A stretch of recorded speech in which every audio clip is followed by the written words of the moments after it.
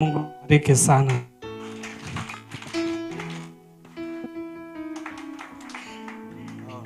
Mungu asifiwe.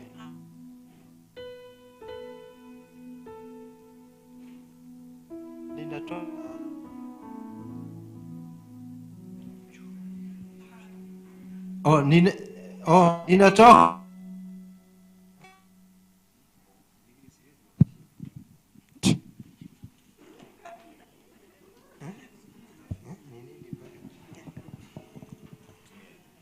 Na ninatoka huko Matopeni. Ninatoka huko Matopeni pande za Kayole. Lakini mimi ile kitu nitaweza sema kwa hii kanisa juu ya vile sijaienda kwa kanisa zingine nikaona iko na mambo kama inakuaga kwa hii kanisa.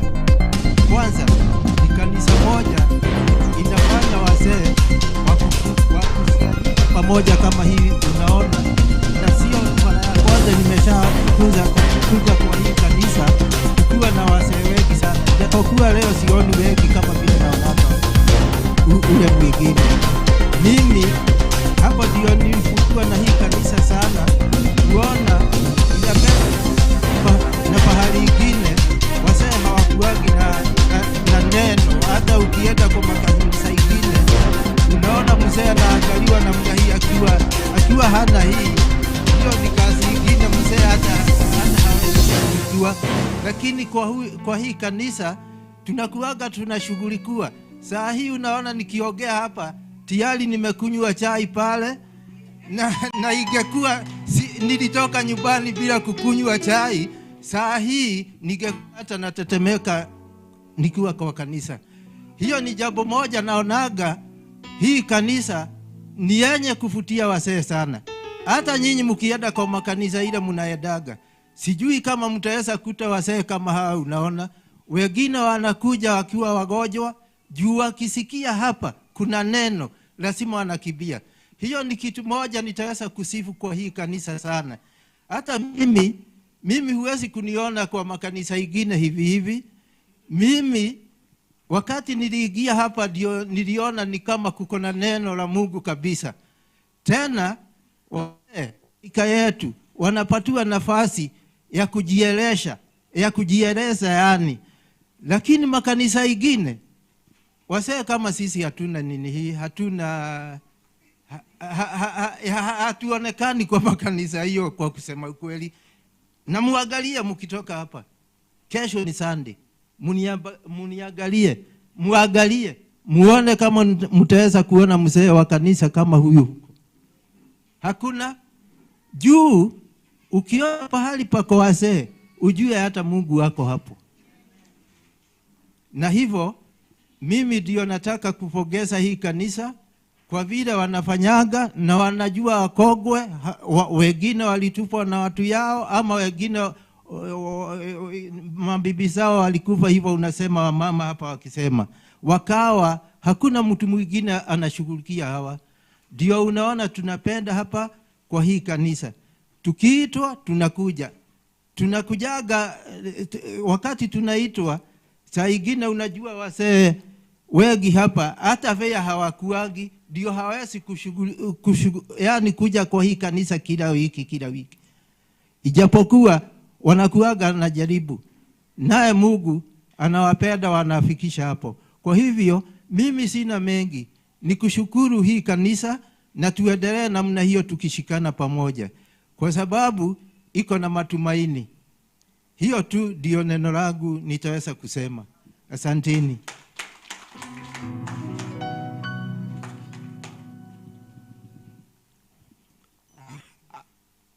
Hamjaboni.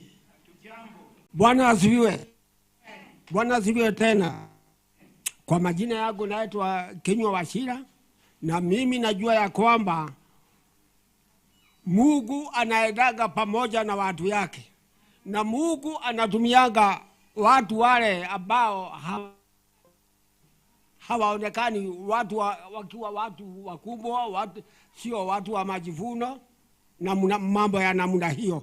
hawa watu ndiye Mungu natumianga, na inafikanga wakati Mungu anakuwa yeye mwenyewe ni muamuzi. Mungu ni muamuzi kwa njia hii. Wewe mwenyewe vile unakaa kujaga kwako, na ndiye Mungu anajibu maswali yako. Sababu katika Biblia inasema kwa mambo yoyote ile binadamu nakuaga naye, ya kwanza uogope, uwe mtu mwenye heshima. Ukiwa mwenye heshima, uwe mnyenyekevu. Hata kama unajua kuongea na lugha na kunena mambo, na wewe ndani yako hauna upendo, wewe ni upepo wa kuvuma namna hii, sidio? Lakini ndani yako ukiwa mwenye upendo, Mungu anakuaga pamoja nawe na kiongozi wako na kukutendea mema. Kwani kwa mtu iko mtu na utaka swali akifanywa vile amefanywa, kuna kuaga na maswali. Kwa Mungu hakuagi na apilo ama maswali. Mungu ndiye muamuzi. Sababu wewe ujiangalie, hata kama unajua kunena lugha bila kuwa na upendo ndani yako, kazi bure. Hata kama unaweza kuhamisha hii nyumba hapa usadhirifa, ama kama ni conference na inaenda huko, lakini ndani yako hauna upendo, wewe ni bure. Kwa hivyo Biblia inasema wakati hatukuwa tumejua Mungu, tulikuwa kama wajinga. Tulikuwa vile umuri kulingana na miaka vile mtu naendaga. Na kama hivyo vile unakuwa mkubwa, vile unakuwa Roho anakunja ndani yako, anakufunulia mambo ya dunia na ya Mungu. Uwe muamuzi wa maisha yako, vile maisha yako itakuwa. Hata kama unajua kunena lugha, kutenda miujiza, bila kuwa na upendo, kitu kile kikumbwa ndani yako, kile kitu kinafurahia Mungu ni upendo ule, unapenda watu wake naye na vile unawatendea. Kwa hivyo na habari moja, na habari ya kwanza ni upendo. Nyinyi wote mko hapa, mtu ajue vile connection yake na Mungu, vile wameshikana na Mungu ndani yake, vile Mungu amemtendea, maajabu yale amepitia kule, Mungu mwenyewe amemtoa. Sisi hapa mimi nakaa Jada karibu Komoroko, na huyu mwalimu mumeona hapa anasema yeye ni wa Kagurue, yeye ndiye ametufahamisha hii mambo.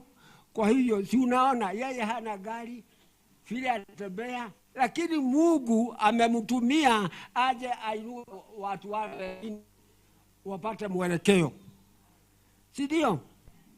Kwa hivyo mtu yeye mwenyewe asafishe roho yake, ajue uhusiano wake na Mungu. Mimi sitaongea na zaidi ya hapo, sababu najua kila mtu amejua Biblia. Vile wakati ulikuwa mtoto ulikuwa unaongea kama mtoto. Huo ni wakati gani? Wakati huu kuwa unajua Roho Mtakatifu na maisha ya utu ya ubinadamu. Roho vile unakaa, ndiye Mungu Roho anakujanga, anakufafanulia vile unastahili kukaa. Na ndiye maisha, ndiye mnaona watu wengine, wale watu wamefikisha mwaka 70. Hapa ni wangapi? Si ni wachache. Ni kwa nini? Sababu Mungu ako vile unakaa na vile unatenda, ndiye Mungu anakuja kwako. Na ndiye Mungu anakuwa kiongozi wako. Na Waswahili wanasemanga tenda wema, nenda zako. Sasa wewe ni wakati wako, ujue vile utakaa pamoja na Mungu. Ni asante sana, sitaongea zaidi ya hapo. sababu nitakuwa dakika ya wengine. Asante sana. Bwana asifiwe. Wamama mupo? Wanarika mupo? Wazee wenzangu mupo? Bwana asifiwe sana. Kwa jina naitwa David Kudai. David Kudai. Huyu ni mzee Mumasai ambaye ni mzee aliokolewa na neno la Mungu. Bwana asifiwe sana. Siku ya leo itakuwa history kwa huyu mzee David Kudai, kwa sababu tangu nikuje hii dunia sijawahi pata nafasi kama ya leo kujitambulisha maisha yangu. Haleluya! Bwana asifiwe sana. Huyu mzee ambaye mnaona hapa mbele yenu ni mzee mwetima, ni muthuri wa ndigwa kana tigwa atumia mugaga, wamama wajane. Haleluya! Kutoka leo muwe mkiimba wimbo, kuna wazee wajane, kuna wazee wajane, kuna wazee wajane.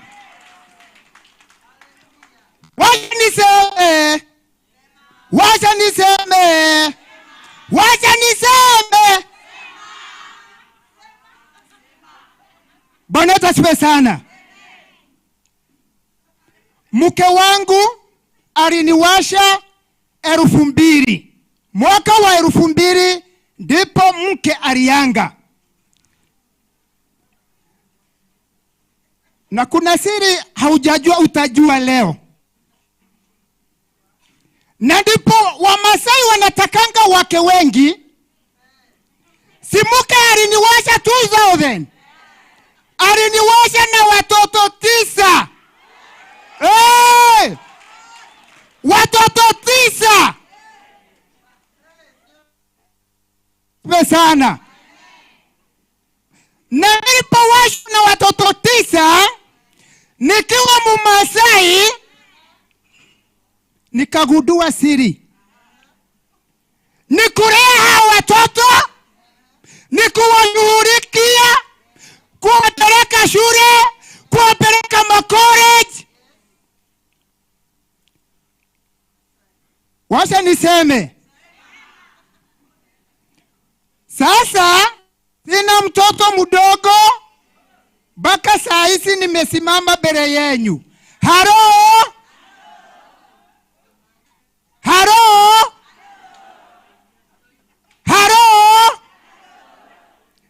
Na bado mimi, kwa sababu niligundua neno kukaa ndani ya Yesu, ndipo mnavyoniona siku ya leo. Haleluya! Mimi ninaishi Embakasi upande wa Kayole, na huanga napatia wazee ama wanarika wenye wamewashwa juzi wasitupe matumaini. Nawaambianga ya kwamba kujinyonga washa ujinga, kujingogesha gari washa ujinga, kuimbaimba kule washa ufara. Gundua siri, kaa kwa neno, Mungu akubariki. Nikimalizia, upande wa kwetu Embakasi Central, upande wa Kayole, huanga naelekeza wazee murandi ya nguruwe, kuku, ng'ombe pia. Wacha niseme nikikaa chini? Ukitaka mzee ameonekana ndio huyu. Mimi Haro! Niko na ujuzi ya maisha. Niko na ujuzi. Kiweni, barikiweni. Amen.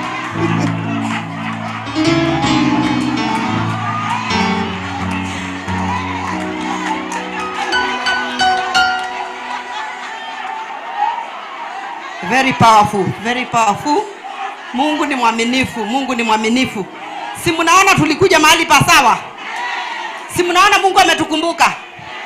Niliwaambia leo ni siku ya kukumbukwa na Mungu.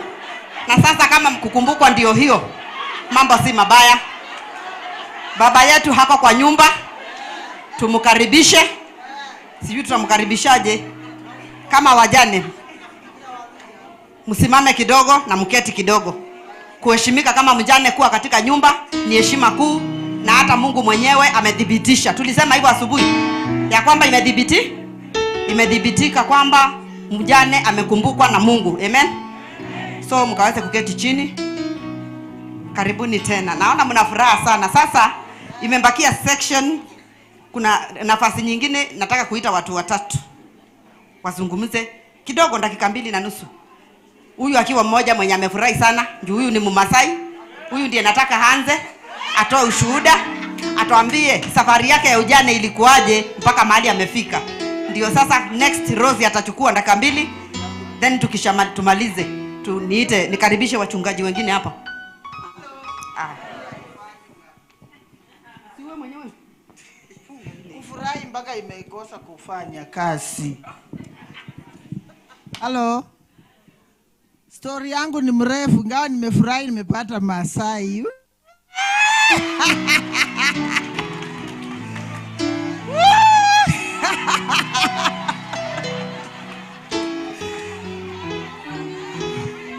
Bwana asifiwe. Tuko kwa Halo. Tuko kwa nyumba ya baba. Tusifurahi tupitishe kiasi. Baba atafanya kitu mimi na huyo Masai. Naamini dadia anasikia. Haya, tuende kwa biashara sasa. Story yangu ni mrefu, lakini nimeambiwa dakika 3. Nitashorten.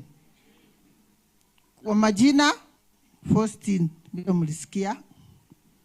Masai nusu, Mluya nusu. Bwana, mzee wangu aliniwacha 2007. Na vile nilikuzia alikufa kifo ya uchungu, kwa sababu 2007 mlijua ilikuwa mwaka ya nini? Ya election. Mlisikia kitu post election violence kwa Kisungu? Wakati wa vita ya hiyo uchaguzi. Mimi nilikuwa niko kwa siasa, nilikuwa napenda. Na sikujua itanichukua mzee wangu nipaki mjane. Kufika ilikuwa tarehe 30, si ndio? Tarehe 27. Mimi nilikuwa Kasarani, nimesimamia chama ya KADU, nilikuwa agent. Na yeye alikuwa wa KANU. Alafu akabadilisha all of a sudden akaingia kwa PNU. Sikuwa na chama ilikuwa PNU. Alafu wale wazee bado kijana. Hatukuwa wazee kama saa hii. Ikawa ati wakafanya betting na kifo. Mmeshasikia kitu kama hiyo? Wana beti kukufa. Walibeti kukufa. Sasa mzee wangu wakabeti na vijana wa ODM. Akasema ODM vita, vijana wa PNU wanauliwa. Vita, ODM wanauliwa. Sasa tarehe 30 wakitangaza matokeo, wakasema Shivachi ndiye amepita. Bwana yangu in short alitolewa shingo pale Kariobangi na akawekwa kwa beba bag juu ya muti. Nililia, nikafanya nini? Mama yake kutoka nyumbani alisema huyo mother ndio ameua nani? Kijana yangu. Tumeongea naye jana kwa simu. Mnaniambia amekufa. Wapendwa, kile nilifanywa na Waluya mpaka umbwa inaokopa. Niliambiwa kwa Waluya hiyo ya Kakamega, niliolewa kwa Maragori. Mama yangu ni wa Bungoma. Sasa nikaambiwa kabla wajasika huyo mzee wako. Nilikatazwa hiyo gari sikupanda. Nimeua. Nikapanda gari personal. Huyo mheshimiwa alikuwa anaitwa Robert Wamalwa. Alinikombolea gari mpaka Western Kakamega. Kufika niliambiwa kabla uchafanya chochote, bwana yako ndio huyo pale.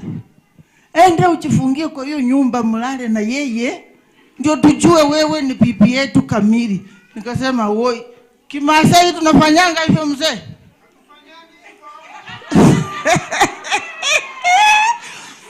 Nikasema leo nimekwisha. Nikauliza mandugu yangu, wakasema don't try. Kama wamekukataa na huyo ameenda, kwani wewe ni mzee? Nitatafuta chomelea.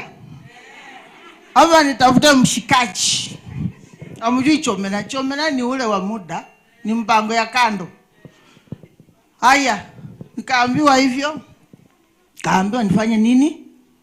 Nifanye maneno. Mimi niliambia hiyo mlango ndio siingii. Chukwetu maiti hatukuwa anaweka kwa nyumba mzee. Si kwetu maiti mtu akikufa anakula na unyama huko tunasahau. Inatupwa. Sasa naambiwa niende kulala na maiti. Wewe nasi. Dunia gani? Nikawaambia sitafanya. Ndugu yangu mara moja wakanishika mikono na dada yangu twende nyumbani. Tukarudi kwetu. Watoto wote nikaambiwa, nilikuwa na watoto wangapi? 3. Na wote vijana. Nikaambia watoto, ule umeita kwenyu uende na yeye. Ule umeita hapa apaki hapa. Nikasema haya, nimepatikana. Nilifanya vile walisema. Mimi nikaenda na ule niliita baba yangu, nikawacha ule niliita baba yake, nikawacha ule niliita mama yake, nikawacha ule niliita baba yake aunti yake. Nikafuka safari mpaka Masai Land. Kufika nikakaa. Kaona nikapoeka. Wase wa Masai kawaida wanaanza kunitafutia mtu. Mtoto atakaa hapa aje, ako na family na anakaa kuja hapa. Sasa bwana gani unataka hapa? Mangosi wa baba yangu. Nikafanya mimi nikatoroka huyo Nairobi. Siku ya kwanza hata ningepata huyu dadi wetu, ningekuja tu nilale kwa hii kanisa. Ubaya naye alikuwa dunia nyingine. Ningekuja tu nilale hapo kwa baba yangu aseme, "Hey mtoto yangu, ni aje?" Lakini all in all tuko hapa. Nimelea watoto yangu, sina mtoto mdogo. Labda nitakashungwa kama Masai, nikujinjoy na yeye pole. Supaka mzee ukunywa maziwa. Si ndio? Hata paka mzee ukunywa maziwa. Kwa hivyo wapendwa, nikieleza vile kulikuwa vile nimeshorten na mbarikiwe.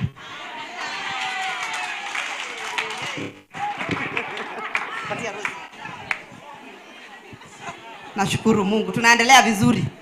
Huyo ni baadhi ya challenges widows go through. Kuna vitu baadhi ya zile wajane upitia, si ndio? Mateso, haibu ndogo ndogo, zingine hata hazifai mbele ya watu, zingine hata hazifai kwa kanisa. Sasa zingine baba wetu atakuja kucrown, atakuja kuchanganya zote kwa pamoja, atuambie neno la Mungu linasemaje kuhusu mjane aliyedhulumiwa na mwenye hata alipendwa, mwenye juu. Katika tukianza pale niliwaambia kuna classes and categories of widows. Ziko 20. Kuna mjane ambaye anakumbalika katika boma, kuna mjane ambaye amekataliwa katika boma. Kuna believed widow. Believed widow ni ule bwanake akifa anaaminiki, bwanangu sasa alikufa, there is no change in my life. Amen. Then kuna mwingine anaitwa relieved widow. Relieved ni upi? Relieved ni yule bwanake akifa anasema afadhali. Tangu niolewe ameniweka kwa nyumba. Tangu niolewe nilikuwa siwezi shuka nywele nikitambaa saa yote. Tangu niolewe nilikuwa siwezi enda out. Tangu niolewe nilikuwa siwezi paka lipstick. Tangu niolewe nilikuwa siwezi unazijua, si ndio? Sasa ndio ameenda. Unajiekelea juu ya meza kutawala. Amen. Na kuna mwingine, wako wengi. Kuna mwingine anaitwa remarried widow. Remarried widow ni upi? Remarried widow ni yule alikuwa ameolewa, sasa bwana ameaga na ameolewa tena. Amen. Ameolewa tena. Na kuna double widowed widow. Yule mwenye aliolewa na bwana, aliolewa, bwana akafa, akaolewa tena, bwana akafa, akaolewa tena. Na kuna hata niko na mmoja ako Kisumu sasa ameolewa mara ya 4. Amen. Ako na neema. Nilikuwa nimemuita leo. Nilikuwa nataka akuje hapa akue na tutatafuta. Hao viongozi wote tumezungumza hapa. Tukimaliza hii msitoke. Tutaketi chini na huyu baba yetu katika mahali hapa hapo Sodora wa Roige. Tumwambie aje, tunataka tupange mkutano mwingine hata kama ni kila mwisho wa mwezi. Tuwe tunakuja hapa utuambie, ni nini hii tunataka kujua kuhusu mjane? Mungu anakuambia nini? Ni nini hii tunapitia sisi kama wajane katika nchi yetu ya Kenya? Nchi zingine zimekumbukwa kama Nigeria, Botswana, zimepitisha sheria ya mjane asidhurumiwe. Lakini sisi hapa Kenya bado tuko bado katika ama namna gani? Tuko bado tunagadamizwa. Kuna mjane mwingine anaitwa modern widow. Modern widow mnajua ni upi? Modern widow ni yule ako na laptop. Bwana akifa alimwachia gari kwa nyumba, akamwachia laptop, ako na simu ya iPad, ile inawekwa kwa masikio huku shosho, ile inawekwa huku unasikiza ukiwa unatembea. Ako na anapika na gas cooker pale, apiki na kuni. Maisha anaelewa vizuri sana, ako na TV, ako na kila kitu yote electronic kwa nyumba yake. Sasa ukimuelezea mambo na wajane, anakuangalia anakuuliza what do you mean? Sasa ile bwana ameenda, anakuuliza unamaanisha? Unamwambia kuna kikundi ya wajane wanakutananga wanafanya hivi na hivi, anakuuliza unamaanisha? Sasa hiyo kucha ziko juu ya meza, anakuona kama wewe uelewi. Na ndio manake tunasema huyo ni modern widow. Modern wa kisasa, mjane wa kisasa mwenye akona kila kitu kwa nyumba, electronic, kitu yote, TV nini, akona kila kitu kwa nyumba. Sasa anaona maisha iko vile hiko, sasa ajui unamuelezea nini. Na mjane kama yule huwa katika training ambazo tutakuwa tuna host katika mahali hapa kupitia baba ameikubali. Vile umeona umekubalika hapa. Mambo yote ya mjane tutakuwa tunaifanyia hapa. Hata kama tutaenda Uhuru Park, hata kama tutaenda Kasarani Stadium juu next year naona tunaenda Kasarani. Tukienda Kasarani na wewe uende kama ambassador. Tukienda Kasarani tutakuwa tunamuita baba, tunamwambia hebu si mumeona hapa ni nyumbani. Wacha nisiongee sana juu tutaongea na leaders tukimaliza. Sasa huyo modern widow unapomwelezea hivyo unampeanga muda kidogo. Na ndio tunasemanga katika training, unapoenda pale ukienda kwa mjane kama ameachwa na bwana yake, usiende kuanza kutokezea siku ya kwanza.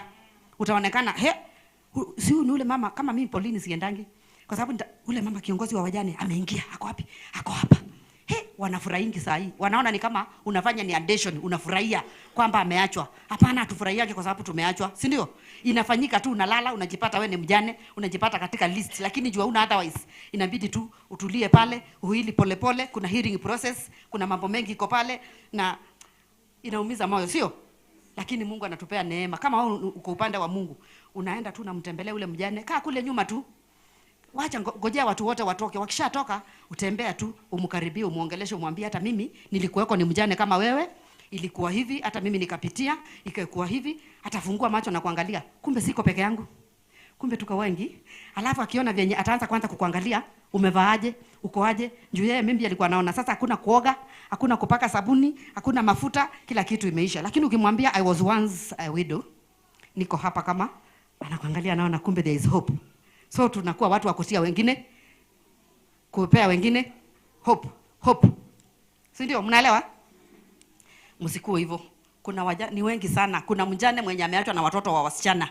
Huyo mjane anaambiangwa kama dada yetu mmoja tunafanya kazi na yeye, a national leader katika nchi yetu ya Kenya tunako na yeye, aliambiwa toka kwa hii boma wewe ni malaya na umezaa malaya. Amen? Hizo ni challenges wajane wanapitia. Mwingine amezaa watoto wa kijana, boy child anafukuzwa na anaambiwa hao vijana wake kwanza wanamgeuka kwa boma. Wanamwambia, wanakuja asubuhi, "Madhe, odi?" Anasema, "Ingia. Tunataka kukuambia hivi, mzee ameondoka. Wewe leta hizo certificate za title deed za shamba, kila kitu iko kwa hii nyumba, na wewe juu ni mwanamke, ni msichana, ni kama msichana, girl child, ingia kwa mtaa sasa, uolewe tena, uache kila kitu iko kwa hii boma, sisi ndio tunarithi. Mnasikia challenges za mjane with a boy child?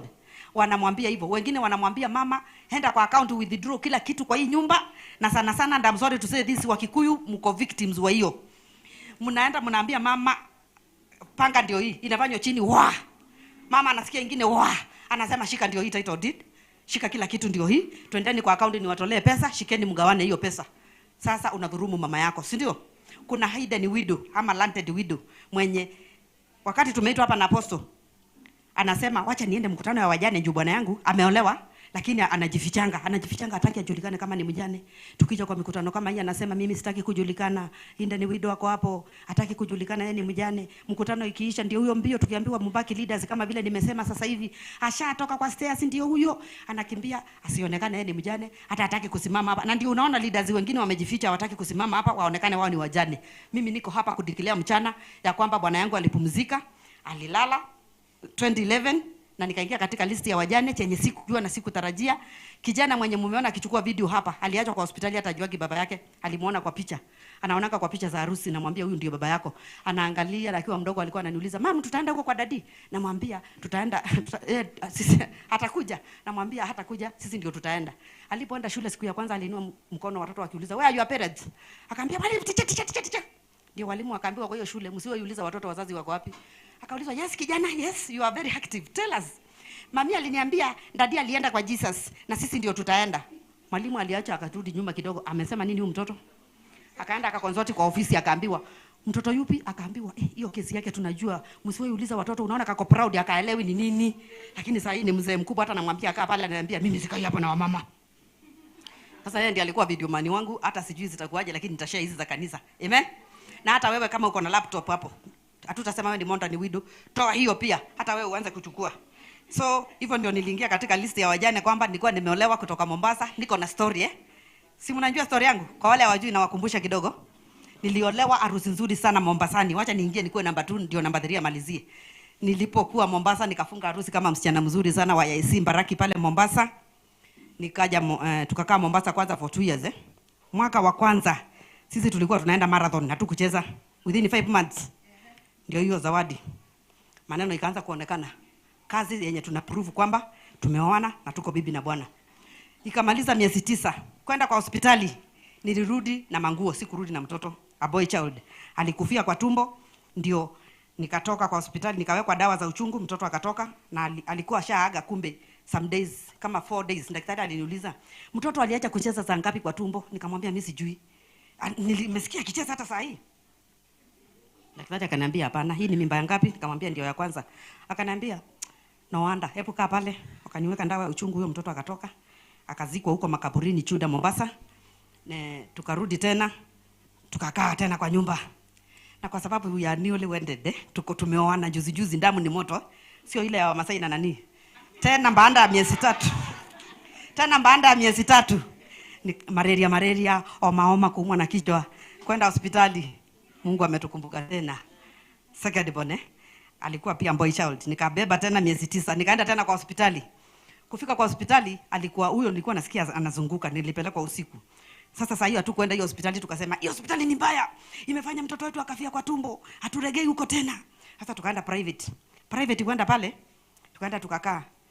Daktari wakaniambia, "Huu mtoto ni wako, hakuna mahali ataenda utapata." Kaambia ni sawa. Tukakaa pale. Niliitwa tu na madaktari wakanizingira 9, nikawaangalia hivyo, wakaniuliza, "Where are the documents zile zilikuwa za mbeleni?" Wakaangalia wakasema, "Uko sawa mama, you can push. Unaweza push mtoto, unaweza sukuma mtoto. Hakuna shida, wewe uko sawa." Lakini ule pia akafa kwa tumbo. Alipokufa kwa tumbo, tuko hapa leo, ndio nimemwambia Mungu ametukumbuka, tuko na baba wa madhabahu. Hizo zote tutaombea leo, si ndio? Kuna zingine umekuwa ukibeba kwa muda hujawahi jua utaangusha wapi na utaachia nani. Kuna baba kwa madhabahu. Bwana Yesu asifiwe. Mungu anamsaidia, anampea wisdom, na hivyo tunaposhare vile anapewa revelation mpya. Hata wewe uko hapo umepata revelation mpya kwamba kumbe wajane upitia. Kumbe wengine sio sura. Wale mnaniambianga ati niolewe tena nizae sio mtoto mmoja tu ninakaa na yeye. Wale mnaniambianga ati wewe ni mtoto mdogo sana unjasikia uchungu wa kupata mtoto. Basi sikia hii na ujue mimi ni mama. Bwana Yesu asifiwe. Mtoto wa pili pia akafa kwa tumbo, nikawekwa dawa ya uchungu. nikazunguka, nikaumwa na uchungu tena mara ya pili. Huyo akatoka. Alipotoka alikuwa boy child. Amen. Nikaambia mume wangu, sasa Mombasa sikai tena. Hiyo Nairobi uniliambianga ni Jerusalem, tunaenda Jerusalem. Uniliambia unaitwa Jerusalem, tunaenda huko. Nilitoka Mombasa nikiwa na 1 month. Nilipofika huko pia nilianza tena kuuma kwa sababu ya kutingishwa kwa gari nini, tukahama tukaja huko. Kukaa huko hatukumaliza mwaka pia. Tukimaliza mwaka nikamwambia mimi nasikia nachoka. Hizi mandawa daktari alinipea za gazi gani? Akaniambia hata mimi nashangaa unakunyonga za nini? Kamwambia acha niachane nazo. Kuachana nazo. Baby boy akakuja tena. Anaitwa Gift. Ako kwa nyumba, ako pale kwa kona. Ananipimia tu, ananiambia mama mnaongeanga stories zipi mbele yangu? Acha kunisema. Anaitwa Gift, ako hapa ni Zawadi. Babake alimpea hiyo jina alipokuja kwa hospitali akapata boy child huku sasa Nairobi, Kenyatta na katakata akapata ni boy child. Akampea ile jina tulikuwa tumezungumzia, tukipata kasichana, tukikata kakijana tutakaita, akakapea Gift. Ndio nilikuwa nimefanya operation kwa ward. Singeweza kuandikisha kufanya nini, aliandikisha kila kitu. Sasa saa zile alitoka hospitali Kenyatta akielekea nyumbani kufika Kasarani, ajali. Yeye mwenyewe ndiye alienda. Nikatoka kwa hospitali, nikaenda kupumzisha kwao Mwea, na story yangu ya wajane ikaanzia hapo kwa nyumba. Wale walinitembelea wengi walikuwa ni wajane. Amen. Na katika hao walinitembelea kwa nyumba, Mungu akanipa revelation ya kwamba nikawa nauliza, wanakuja kwa sababu ni nyumba ya mchungaji, wanakuja kufanya kazi gani kwa nyumba yangu? Mungu nikawaangalia hivi. Nikaona machozi kwanza hiyo ikakauka. Nikapata wazo ya kwamba niwalete pamoja. Tuwe tunachanga pesa, tunanunua bundle moja ya chakula, tunagawana hiyo unga, tunakula hivyo, tunanunua chakula kwa duka, tunashare, wanaleta wananunua wao wenyewe. Mimi nimepakata mtoto kwa nyumba juu sijahili bado. Nilikuwa nimefanya operation bado sijahili, nilikuwa kwa nyumba. Lakini out of that zile pesa watu walichanga. Hiyo ndio inafanyanga niitwa na watu wa media, Citizen, KTN, nini na hii iko hapa inaitwa Crown TV, wananiitanga wananiuliza ati ulifanya nini? Kumbe nikiwa mjane nilikuwa na mindset ya biashara. Ile pesa watu walikuwa wanakuja wananipea kwa nyumba, shika hizi hatutaandika kwa kitabu, nilificha 30,000. Nikaanza biashara nazo. Mother-in-law na father-in-law wakinikujia, nikawauliza niende wapi? Wakaniambia sasa tunaenda kukuchemshia kwa nyumba, tutaenda. Nikamwambia within 1 month tulipumzisha babake mtoto wangu tarehe 2 mwezi wa 4. Na tarehe hiyo mwezi wa 4 tarehe 27 nilikuwa nimefungua chemist. Bwana Yesu asifiwe. Nilikuwa nimefungua chemist without shelves. Nilikuwa nimeweka dawa chini kwa makaton. Nilikuwa nachukua hapo na kuuliza uko mgonjwa nini nikiwa kwa kiti. Unaingia hata kuku na ni building tu. Nikaangusha mandawa nikasema sitakufa kwa nyumba na jaa. Si mnakumbuka wale walikuwa wanatembea wakaambiwa wakani chuma kwa mguu wakitembea wakapokea baraka zao. Na mimi nikasema sikai hapa. Nitatoka nikafanye kazi. Nikikaa hivi watu wanakuja wanasema wanaambiana Kumbe ile kuambiana ilikuwa ni neema ya Mungu kwamba watu wanakuja kuangalia huyo mama tunasikia akona katoto kadogo ametoka kuja kufanya kazi. Wengine wananiuliza kwani bwana yako ako wapi? Si ungemwachia mtoto? Kwani uko wapi? Sasa hiyo naanza kulia, wanasema kwa nini mwanamke analia? Wanatokea. Ikakuwa hivyo, nika heal out of that, nikapitia mangumu lakini Mungu akaonekana kwa yote. Nikauzauza within 1 month. First sale ya kwanza nilipata 527, sitaweza sahau, 527 bob. Niko na mtoto hapo nanyonyesha, unakuja na kwambia leta ile carton iko na paracetamol na kupea. Leta ile iko na diclofenac na kupea. Leta ile iko na piriton na kupea. Hapo empowerment nilikuwa nimeanza. Na nikaanza biashara, ikashika, nikasema mjane ni mtu wa kujiweka bei, price. Na hii nafasi naona ni kidogo sana, hapo tutatupea siku nyingine ya kushare kwa sababu there are things we were not told when we became a widow. Wakati tutakuwa wajane, kuna mambo tulikuwa tuambiwe, tufae kujua. Niko nayo, Pastor Rosie ako nayo na ule mwingine ako nayo. Kuna mambo uko supposed kufanya ukiwa na watoto wako as a widow, ukilea watoto wako. Kuna mambo ufai kufanya kama kuvaa nguo mbele ya mtoto wako, kama kwenda house, kuleta watu kwa nyumba, hivyo mambo kama na yale. Hii nafasi ni kidogo lakini kwa leo tutamezea na hiyo bei as long as tumeanza na tumeingiza mguu. Sisi ni wana wa hii nyumba. Amen. Mungu atukumbuke zaidi na tutaendelea, nitawafundisha mengi tukiendelea classes of widows and categories. Si ndio? So wacha nimualike Pastor Rose aje naye atuguzie kidogo, tumalizie. Ni pastor wangu niwaite Pastor Shakina namuona hapa, Pastor Karo namuona hapa, wasimame wa wave then tukaribisha baba yake kwa nyumba. Amen.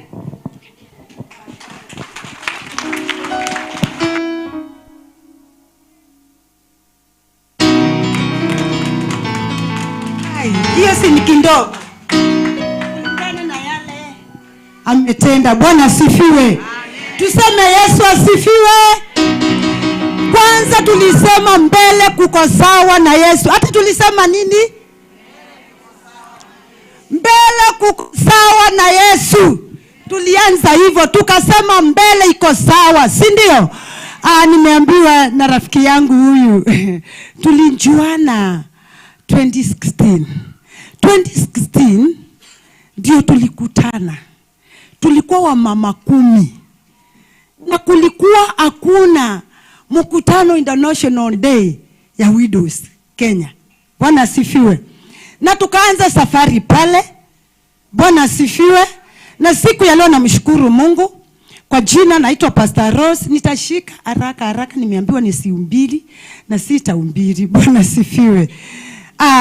Naitwa Pastor Rose Ndonge, mimi ni Mkamba na nimeolewa Kikuyuni. Bwana asifiwe. Ati naitwa mama nani? Naitwa mama Modhoni. Amen. Nashukuru Mungu kwa sababu Wakikuyu walinipea mume. Na ninawapenda. Bwana asifiwe. Niko nataka nisome neno moja tu ili nikimaliza nimalize pamoja. Exodus chapter 22 verse 22. Kama nitawekewa itakuwa haraka, maana nitamalizia nikitoka tu na itakuwa mzuri. Exodus kutoka chapter 22 verse 22. Kama itawekwa pale kila mtu asome atasoma. Bwana asifiwe. Inasoma katika kitabu, inasema kutoka 22 verse 22. Na hiyo ndio kinga ya mjane wowote. Na kama unjui haya maandiko, katika chini ya jua utakuwa na shinda. Hata tukipewa hiyo steps zote, hizo mjane nafaa kukaa. Kama unjui maandiko, na kuambia utanjishika, utalia, na hakuna mtu atakusikia. Bwana asifiwe. Inasema ya kwamba chapter 22 verse 22 inasoma ya kwamba usimtese mjane yoyote aliyefiwa na mume wake. Kwanza usimtese. Hiyo ni yake. Mbi yake inasema kwamba wala mtoto yetima. Usimtese mjane wala mtoto yetima. Bwana asifiwe. Verse 3 na verse 23 nasema ya kwamba ukiwatesa watu hao katika neno lolote. Sema neno lolote. Neno lolote. Verse mbi yake inasema ya kwamba na hao watanililia mimi. Ati watasema nini? Watalilia Mungu, sio mimi. Amen. Hakika yangu nitasikia kilio chao. Hakika ya Mungu atasikia kilio cha huyo mjane. Amen. 24 inasema ya kwamba na hasira yangu itawaka moto, nami nitawaua nanyi kwa upanga, na wake zenu watakuwa wajane, na watoto wenu watakuwa yatima. Bwana asifiwe. Hilo ni haki yetu kwa Mungu wetu. Maandiko yasema ya kwamba Mungu anasema mimi ni mume wasio na mume, na mimi ni baba wasio na baba. Bwana asifiwe. Siumbiri nimesema hivyo, Mungu atanisuia. Niliolewa harusi nzuri. Mimi niliokoka, Mungu aliweza kunisaidia nikiwa msichana. Sikukula raha ya usichana. Hivi tu Mungu akanirehemu. Sikunjua boyfriend ni nini. Sikunjua hii tutumbarua tunaandika, sikunjua. Bwana asifiwe. Lakini nilipoamka nilijua neno la Mungu na nikaumbiri Mungu, na nikiwa miaka ya hapo 29 hapo 30 nilipata kijana Mkikuyu, tulikuwa tunaumbiri injili na yeye pale The Riverland Church Isili, na tukaona harusi ilikuwa kubwa. Bwana asifiwe. Na hapo tukaendelea, na nikaweza kupata watoto 3. Maana mpango wetu, wale washapanga harusi wanakanga chini, wanapanga budget. Sio ile ati ya mafemveine. Tukapanga budget, tutazaa watoto 3. Alafu tukimaliza hiyo tuweke chini, tuumbili injili. Na kuambia wakati ule watoto 3 tuliweza kupata. First born akiwa class 4, second born alikuwa class 3, last born ndio alikuwa anajifunza kutembea, kuongea. Bwana asifiwe. niliona siwezi nikakueleza niliona nini. Nilisikia tulikuwa katio ndio tulikuwa tunapewa kanisa na hapo Isili, na namshukuru tulikuwa tunafunguliwa kanisa. Wacha wapendwa niwaambie. Kutoka hapo mzee wangu akaniambia, "Ai, mimi nasikia kisungusungu." Ati kisungusungu. Nikamwambia enda ukafima kama ni typhoid kama ni nini. Wakaenda wakamfima akaanza kumunini kama typhoid kitu kama hicho. Lakini dakika kaniambia, "Ai, mimi sijui nasikiaje." Tulikuwa tu tunaongea lakini anaendelea kudhoofika.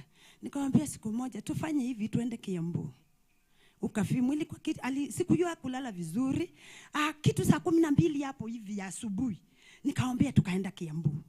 Kwenda Kiambu saa 12, si hapo ndio madaktari wale wa asubuhi wanawachana wanapati, wale wa usiku wanapetia wale wa asubuhi, si ndio? Hapo tuko hapo casualty tu. Hapo hivi. Sasa wakasema wacha aweke drip. Nilikuwa na wazee wale waliplot caretaker na mwingine. Alafu wakaambiwa kulingana vile anaonekana amedhoofika, wacha tu and then mkachukue, wakaenda kuchukua file ili aweke kwa nini? Kwa ward. Tukiwa hapo casualty tu. Tunaongea tu. Mimi naendelea kuomba. Namwambia Mungu unaweza. Mungu unajua. Unajua ile miaka nimeishi. Naongea na Luka zote. Ni za malaika na za mbinguni. Bwana asifiwe. Naambia Mungu kumbuka. Kumbuka Mungu. Vile nimeumbili siku mingi. Kumbuka Mungu. Vile nimekalia maisha ya usichana. Kumbuka Mungu. Na kuambia nikimkumbusha Mungu, aliamuka akakaa chini. Kaambia Baba Grace siolale ili maji ingie vizuri. Mimi naendelea kumwombea tu hapo. Si unaomba tu. Naomba kikamba inaisha. Naomba ile Luka yote najua inaisha na ingia tanks. Maana tu Mungu ametupatia tanks. Bwana asifiwe. Dakika ile ya pili aliamuka. Aliniambia Mama Grace nimeenda. Na ikawa ni hivyo. Hey! Nikaangalia. Daktari nasi alikuwa pale akakuja kaniuliza, unataka kukaa wapi? Nikamuuliza sasa na uchungu. Unaniambia nikae wapi na ameenda? Bwana sifiwe. Kila mtu ako na story yake. Ninapokatisha. Kutoka pale tulitoka hapo akafima akasema na anemia na tukarudi nyumbani. Nikamwambia Mungu nataka uniambie mambo matatu. Kitu ya kwanza niambie, nitaenda kuambia watoto wangu baba yao ako wapi na tulitoka naye hapa asubuhi. Hakuna mtu nitauliza ni wewe utaniambia. Na kile kingine sitaki watoto wangu waambiwe na mtu. Si mnajua uchungu wa kuachwa. Kile ya pili nataka uniambie. Nitaumbilia injili pasipo mume wangu. Maana nilikuwa na umbili na mume wangu anaita Otako. Na yeye akiumbili na mimi naita. Si ndio wale wanataka kuokoka. Itakuwaje? Kile kingine na kuuliza. Ati meetings za couples sitaenda. Kani utaenda? Ile ilikuwa ya mwisho kabisa. Nilimwambia Mungu. Nikamwambia Mungu wacha nikuambie kitu kimoja Mungu. Mimi nilipoolewa, huyu kijana tukipanga harusi na yeye, hatukunjuana kimwili. Maana ni maandiko, ukae maisha utakatifu. Ile ingine nikamwambia Mungu, hebu niambie nitaishiaje? Tukiwa tunjamalizana. Na nikiwa sinjaenda kwa ground, niambie nitaishiaje? Wewe utaniambia. Na saa hizo namwambia Mungu hapo, mzee wangu anatengenezewa hapa. Apelekwa kwa mochari. Nikiwa pale, nikamwambia Mungu niambie. Na uniambie nitaishiaje? Nikiwa ati niko mjane. Nikasema nilikuwa naongea hivyo, ati niko mjane naishiaje? Niambie. Na kuambia kutoka hapo nilisikia kama kitu upepo wa kisulisuli. Na nilimwambia Mungu, nikamwambia Mungu, huyu mzee wangu shwali umemchukua wewe. Kile kingine mimi nakuambia Mungu, kama nikiwa msichana sikuwa na tabia, hata saa hizi sitaki tabia, niambie nitaishiaje? Bwana asifiwe. Sitaki tabia kuchukua mwanaume wa mtu. Maana maandiko inasema lazima ukae maisha utakatifu. Na kama mzee wako amekufa enda uolewe. mnakataa kuolewa na mnaenda na wanaume wa wenyewe. Ni dhambi na mtahukumiwa. Wacha mwanaume wa mwenyewe, henda uolewe, utafute mume ambaye amefiwa. Hata si amesema hapa na tumeona hapa. Bwana asifiwe. Hapo si ni sawa? Usiwe mchana. Unakuwa mchana na usiku unapinduliwa. Wacha hiyo ni tabia. Amen. Na basi mimi nikiwa pale nikamwambia Mungu, sasa nitaishi aje? Mtu anaishi aje akiwa hana mume na alikuwa na mume? Hapo. Angalia tu. Na basi nikiwa pale nikarudi nyumbani. Mungu akaweza vile niweza kuambia watoto wangu acha nikatakate. Nikapigia watu wetu walikuwa najua sikii vizuri. Nikawapigia simu nikamwambia fulani Maina yuko imeenda hivi na hivi na imekuwa hivi. Wakakuja. Wakaniambia tukutane Muthaiga. Muthaiga si ndio njia ya kwenda wapi? Kiambu. Si ndio? Tukutane Muthaiga. Na saa hizo nililala kwa nyumba peke yangu na watoto wangu 3. Hata sikupata mtu akuniambia pole. Wale wazee tulipokuja na wao, kila mtu alinjifungia kwake. Na ikawa ni hivyo. Ninawaambia wapendwa, kuna Mungu mbinguni. Nikiwa pale, unajua International Day ya Widows, labda wengine hii yao ndio ya kwanza, tunaanzanga na machozi na tunamalizia na kicheko. Amen. Na tutafanya hivyo kwa utukufu wa Mungu. Acha nimalizie. Basi kukiwa hivyo, mimi nikafanya nini? Wakakuja kesho yake. Baba amekuja, yule brother mdogo wa ndugu yangu wa mzee wangu akakuja na mwili wako. Wakakuja wale tumeolewa pamoja. Wakati ule walipoingia tukakutana Muthaiga, waliambia tureda otuonie mtoto wetu ako wapi. Tunataka utuonyeshe mtoto wetu ako wapi. Au njui wakati ule mzee ako hai ni wako na akikufa ni wao. Hiyo kitu lazima uelewe. Na basi nikiwa pale nikamwambia twendeni. Niliwapeleka Kiambu. Wapi? Mochali. Nikamwambia twende. Si nikufuruta ile na sinjui kwa nini si mtu anakuanga na jina yake inakuanga imepandikwa mahali. Lakini sinjui kama iko imepandikwa. Maana niliambiwa tulienda sanduku ya kwanza sini ile. Mnasinjua. Nikafurutiwa wa kwanza hivi. Dariho tiyoyo. Sio huyu. Tulimkuta nini ya 5. Baba yake akasema haya kukufa, anja kufa. Kutoka hapo tulipofika Muthaiga tena nikaambiwa moto ndangekua. Mtu hasa hakufa mbure kama kuku. Tuende nyumbani. Bwana asifiwe. Kuna kitu mzee wangu alikuwa ameniambia, kaniambia ya kwamba, nakwambia wacha nikwambie. Mimi kuna safari ninaenda. Na nikienda hao watu watakwambia wewe ndio uliua mume wangu, ni wewe uliniua. Na mimi hiyo nikafuatilia kwa sababu ile maombi naomba sikuwa nikiona kama huyo mtu anaweza niacha mimi. Bwana asifiwe. Na basi hapo safari ilianza hapo. Tukaenda nyumbani kaanza hapo. Haikuwa kitu ingine Kikuyuni kukawa kanyangiki. Wakati wa manjisi. Unasema nini wewe? Ikaleta shinda. Imagine nasioka kuita ukamba. Bwana asifiwe. Nakumbuka Reverend mmoja. Maana alinijua vile nilikuwa na umbili nikiwa msichana. Akaniuliza na kuuliza. Hiyo ndio matunda ya wokovu. Ati ulikuja hapo katuambia umeelewa na harusi na mtu ambaye anaongea na tongues na ni hao wamekutupa. Nikamwambia kuna Mungu mbinguni. Mungu akanipatia maandiko inasema ya kwamba Psalms 125 inasema ya kwamba wanaomtumaini Mungu wao ni kama mlima Sayuni, hawatatingizika watakaa milele. Nikiwa pale hivyo nawaambia mambo ikawa nikarudi Ukambani. Niliporudi Ukambani huko ndio niliona changamoto. Kule nimesaliwa nataka kukata ili tunini. Niliporudi Ukambani, mama hayuko, my father hayuko, tulikuwa na brother mmoja na tukawachwa na mke wa my brother. Tukaishi vizuri. Wale watu alamo wazee wa Mboma wakamwambia bibi ya ndugu yangu, si tufukuze huyu msichana, usipofukuza huyu msichana atalidhi atakunyang'anya familia, atakunyang'anya Mboma. Lunja imundu mwitu uyu nundu mwaemo mulunja no ko be na musie. na tununulie pombe tukuje tumpunguze. Nakwambia nilikuwa nimelima gunia 36 za mahindi, gunia 25 za maharage, lakini walikaa chini hivi. Nderirwa terere, nilipewa masani, kaambiwa ya kwamba kitu ya kwanza uende Kikuyuni atukutaki, na ile nyingine ama uende mahali unaenda, na vitu zote ikafungiwa. Nilikuwa nafukia chini juu ya gate. Na kuambia niliishiwa, nikaishiwa. Nilikuwa naenda na slippers bila viatu. Watoto wangu walikuwa najifungia kwa nyumba, wanapupu kwa nyumba kwa kalai na kuja kumwanga.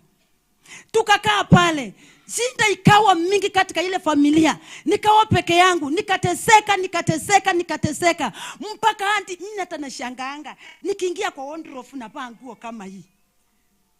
Imagine, nguo zangu zote zilikuwa zimeisha. Hata za ndani zilikuwa zimeisha. Nakumbuka siku nyingine nikienda soko. Mimi natembea soko, naenda nikiuliza nyanya za wenyewe. Nikaangalia nikauliza hii nini nayo.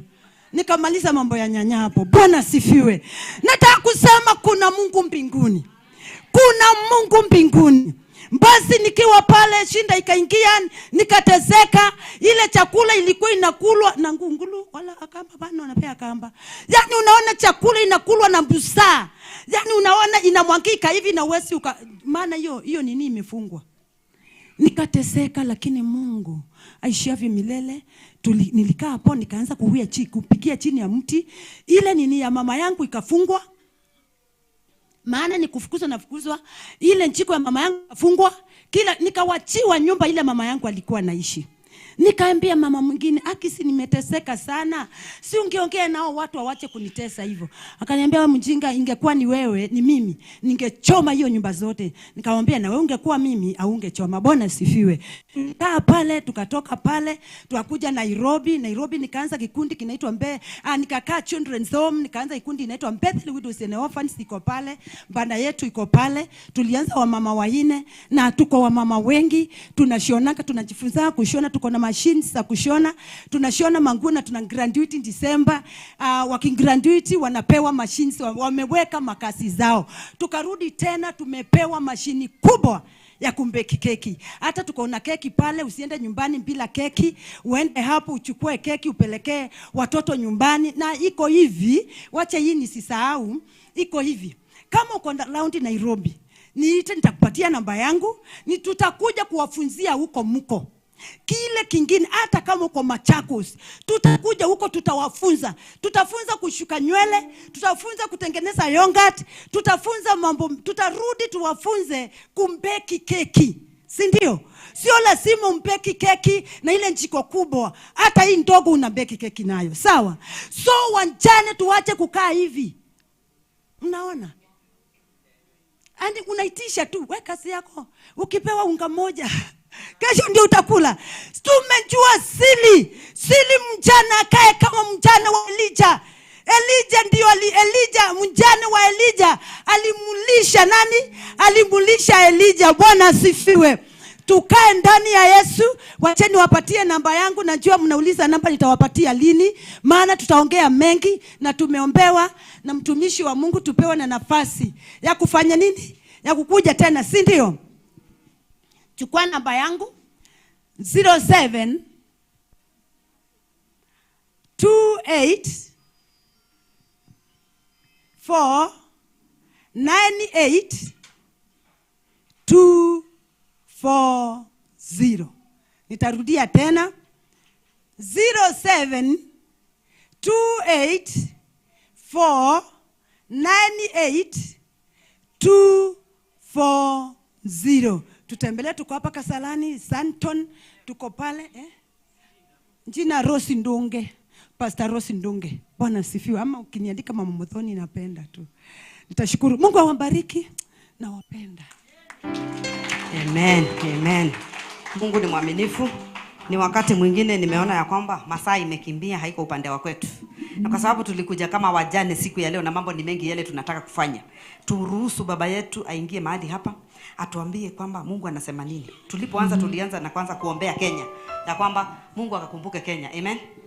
Na kwa sababu ya yale mambo yanapitia katika nchi yetu ya Kenya, vijana wetu kuenda njia hazifurahishi Mungu. Wamama pia kuenda, hata nilikuwa tukimaliza Rosie akimaliza kulingana vile amesema tuinue mikono apostle aweze kuona wale wako na nini. Amuinue mkono. Wale waacha wale wanataka Mungu. Wale wako na mpango wa kando vile umesema, lakini hiyo tutaulizana baadaye. Sasa Mungu ni mwema.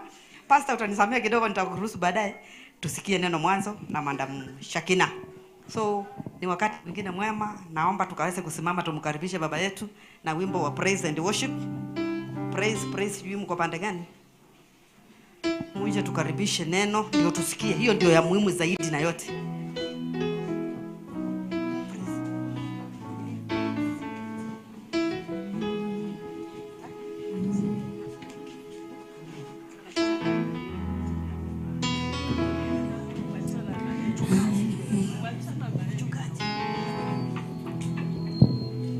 Thank you Jesus. Inua tu mikono yako, mwambie Bwana ni asante.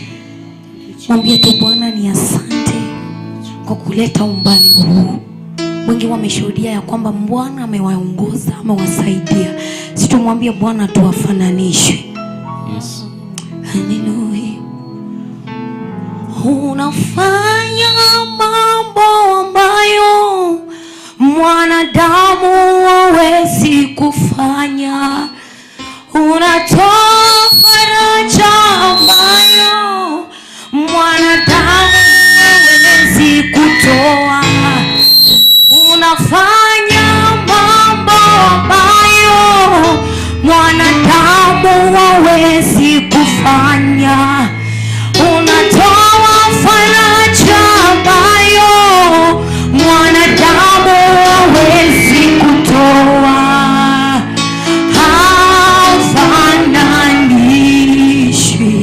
Na kitu kingine Baba,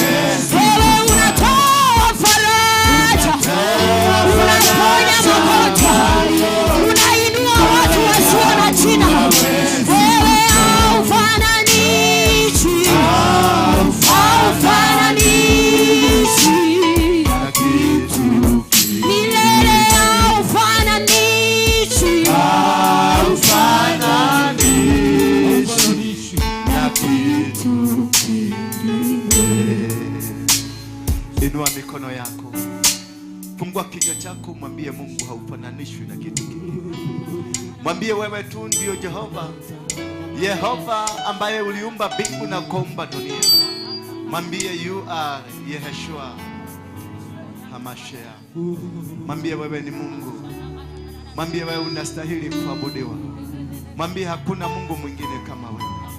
Mwambie angalia maisha yangu yalikuwa yamepangwa kuangamia, lakini umenisimamisha. Niliwachwa nikiwa mjane, niliwachwa nikiwa sina kitu cha kufanya. But now I am still standing. Bado ninasimama. Bado mimi nipo.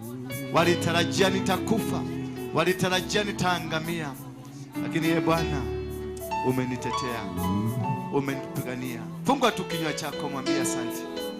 Mwambie huyo Mungu asante.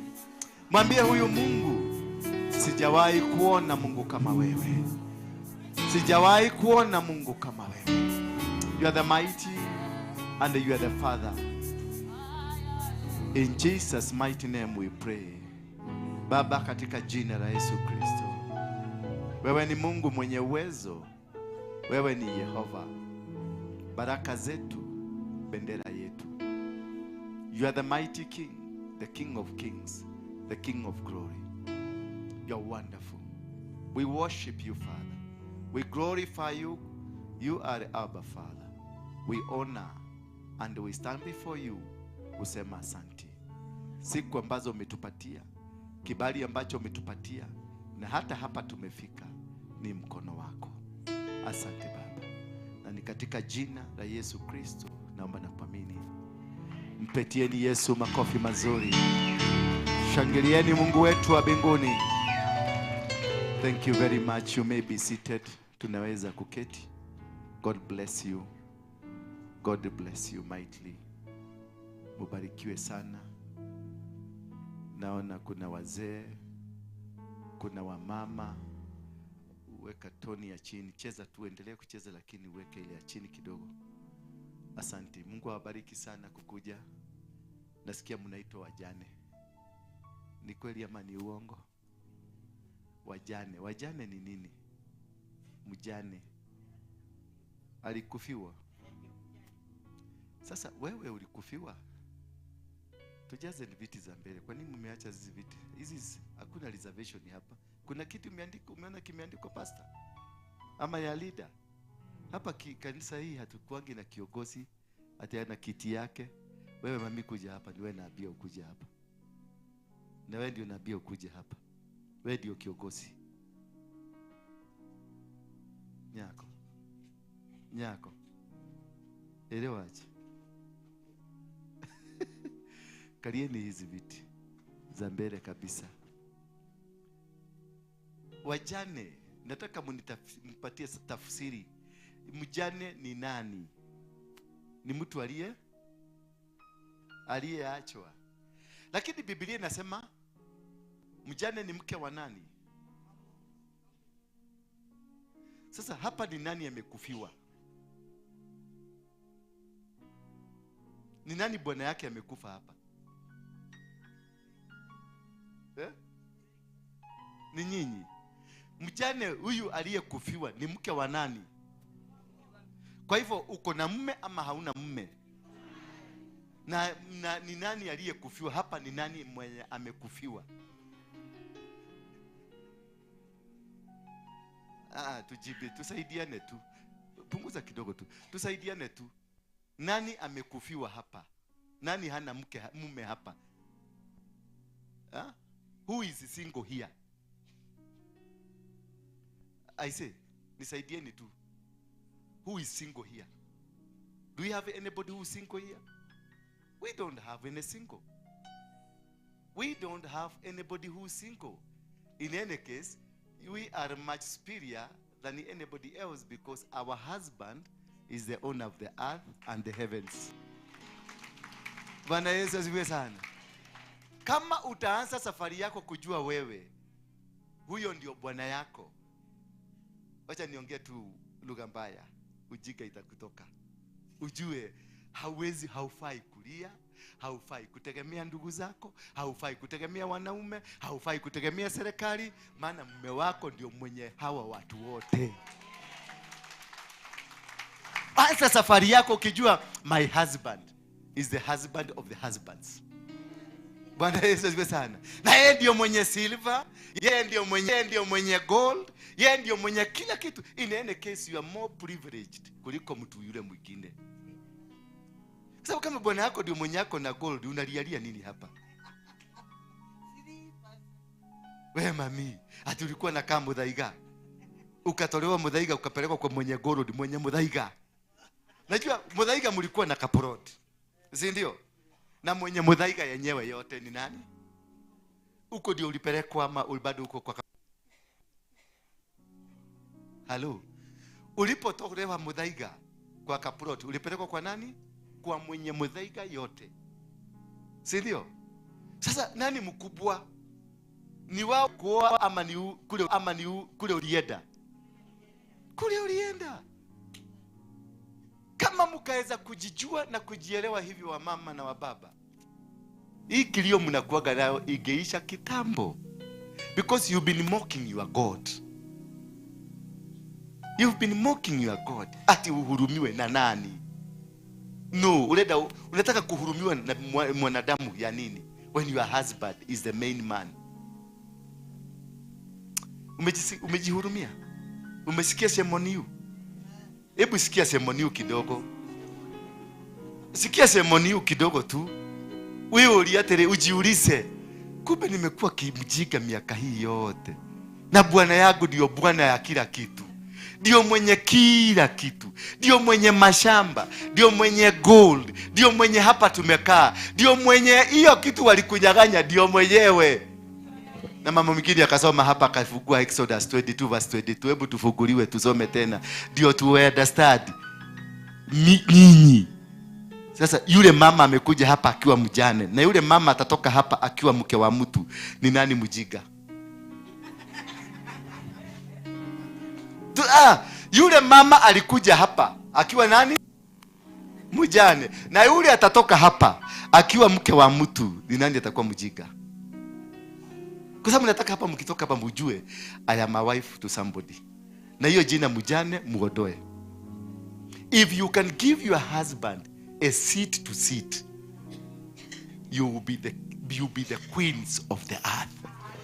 Ile kitu mmefanya, mmenyima mume wenu nafasi, bado yuko nje.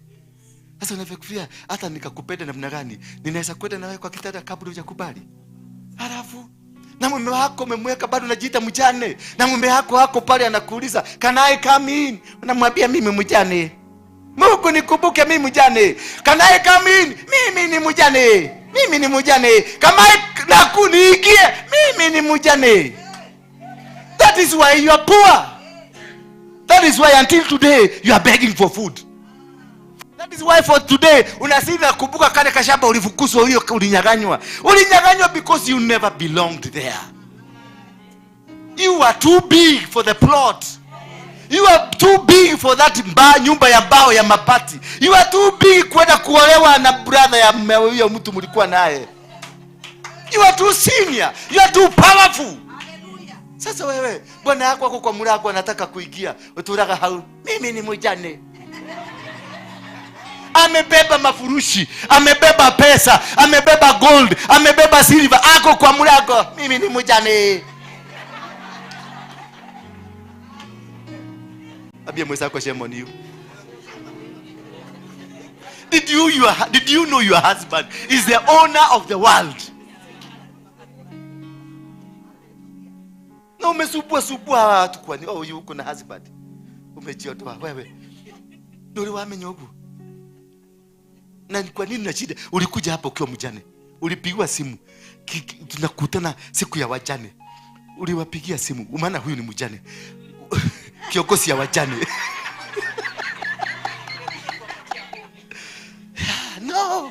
No. Hakuna mjane dunia hii. Hakuna. Ifungulia mume wako kwa mlango aingie. Anaomba tu ruhusa. Can I come in? Aingie na silver, aingie na gold, aingie na kila kitu. Bwana Yesu asifiwe sana. Exodus 22.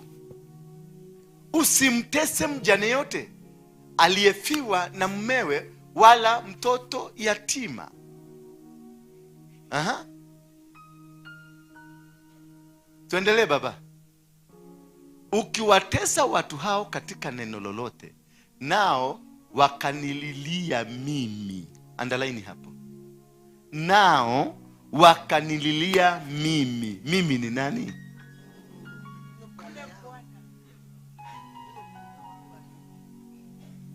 Wakanililia mimi. Utafanya nini? Itafanyika. Hakika yangu nitasikia kilio chao. Kama nani? Si kama Mungu. Kama mme. Kama mme wako. Ondoa jina Mungu, weka yeye ni mume wangu. Useme mfano, wewe ni mke wangu. Huyu akuja kuingilie, familia kuingilie, si mimi nitaingilia? Yes. That is why he's saying, mimi mwenyewe nitasikia kilio chao. Why? Because they are connected to me. Bwana Yesu asifiwe sana. They are who? They are connected to me. Salimia mwenzako, mwambie mimi si mjane. Nina mume. Mwambie niko na mume. Niko na mume. Mwambie na hiyo kitu nani? Mwambie ni Pauline Modhosi. Mwambie mimi hiyo kidaftari ya wajane unitoe. I have a husband who is in heaven, who cares, who defends, who fights, who does everything for me. Bwana Yesu asifiwe sana. Yesu wakati alikuwa anatembea na wanaume 12. Lakini baadaye alikuja kujua siri. Wanaume hawa hakuna mahali watampeleka sana. Akarudi kwa wale wa mama. Walikuwa wajane ama wako wajane? They were single wives. They were single women. Na ndio walipeleka. Mwanamke wa kwanza, nani alitangaza injili wa kwanza? Alikuwa na mume? Kwa nini? Why were you given the connection? Because they belong to the Father. They belong to a bigger husband who gives communication directly. Na wakati Yesu alijua hawa ndio wako na ripoti ya biguni, aliwacha wanaume wakinungunikia na huko 12. Aliwapanga 6 kawacha, kapanga 3 kawacha, kapanga mmoja akamwacha, akaenda kwa wamama, akatembea na wamama. Anybody who succeeds lazima kuwe na watu kama nyinyi. Na nyinyi ndio walezi wa kanisa. Nyinyi ndio walezi wa taifa. Nyinyi ndio walezi wa uchumi. Nyinyi ndio walezi wa kila kitu. Maana mkiomba mnasikika haraka. Bwana Yesu asifiwe sana. Mkiomba mnafanya nini? Mnasikika haraka. Lakini kama bado unasema mimi si wa huyo boss mwenye anatusikianga, mimi maombi yangu lazima niende mlimani, nimelala mlimani leo, lazima niombe ndio nipate neno. Lakini wewe huhitaji kuomba, unahitaji kuombia Mose. Nikasemeaje? Bwana Yesu, na Mose anakuambia ukienda useme hivi na hivi na hivi. Umesikia? Ndio mzee. Why? Kwa nini umejidhalau kiwango hiki? Mpaka umekuwa mtu wa kuombaomba. Bwana Yesu asifiwe sana. Umekuwa mtu wa, na you have a boss who is your husband who owns everything. When I meet my friend, this is my good friend. Mimi sikuwa najua ni wa klasi hiyo. When I meet this good friend of mine, si unaona ni mkubwa kuniliko? Huyu ndio unilisha kwa duka yake pale Nairobi West. Nimekula samaki kwake miaka 10. Huyu hata namba yangu anaijua overhead. Namwambia samaki 10 zipakiwe zitumanwe, anajua kwa kutumana. Kwa nini? Alisoma Genesis Mwanzo, ambaye alisema Mungu alisema tumuumbe mtu aliye kama nani? Genesis 26. Nao wakasema mke na mume wakaumbwa kwa mfano ya nani? Kisha akampatia binadamu huyo mamlaka ya dunia, akampatia samaki wa majini, akampatia shamba, akampatia wanyama, akampatia miti, akamwambia have dominion. Huyu mama alielewa, akashika dominion ya ndani ya maji. tunakulaga kwake samaki. Bwana Yesu asifiwe sana. Na kwa sababu hiyo wewe ndio utakuwa wa kwanza nikubariki. Najua hujapatiwa kama maua for long. I want to give you this. Watoto wangu wote wanakujua. Najua hujapatiwa maua for long. Unaonaga ikipita. Angalia alikuwa amesema hata ongea. Haleluya. Bwana Yesu asifiwe. Nimeshukuru sana sana sana sana. Mimi sijawahi kuongea wakati nini kama hizi. Mimi ni Muislamu. Salamu alaikum. Mimi siongeangi kwa ma Christians. Juu sijawahi kusimama hivi niongee kwa church. Hata siingiangi kwa church.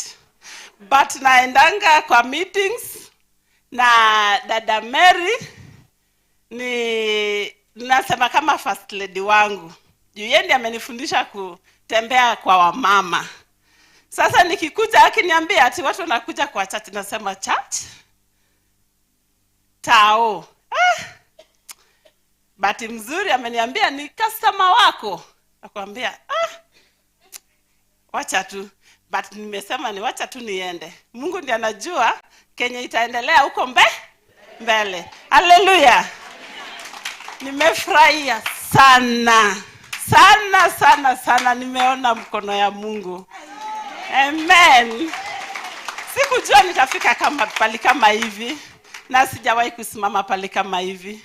Wallahi si wadanganyi. Sijaongea kwa church. Nasikianga tu. Si tunaenda mosque. Na mosque wa mama wasimami mbele ya watu. Nimeshukuru sana. Mimi ni mjane kwa 16 years now. My firstborn mzee ameniacha kama ako na 10 years. Saa hii naona kama kumbe mimi siko peke yangu. Niko na watu tangu nianze kutembea na dada Mary, naona kama niko kwa jua. Sikujua nilikuwa nakuagisha. Saa hii Saturday najua, nasema funga 4, funga 5, funga 2. Sijui kukaa na wamama. Tangu nianze kutembea na Mary, najua kumbe iko vitu zingine iko kwa giza. Enye sijui juu siwezi toka. Leo vile nimekaa hapa, nasema kumbe nakosanga vitu zingine. Nimeona vile huyu mama ana dance. Huyu wa kitamba wa red. Nimekuja nimekaa hapa, kitamba ya blue. Nimesema mama mzee ana dance hivi na mina gani? Paka anafanya hivi. Nimesema hata mimi wacha niamuke nifanye nini? Kwani mimi ni nani?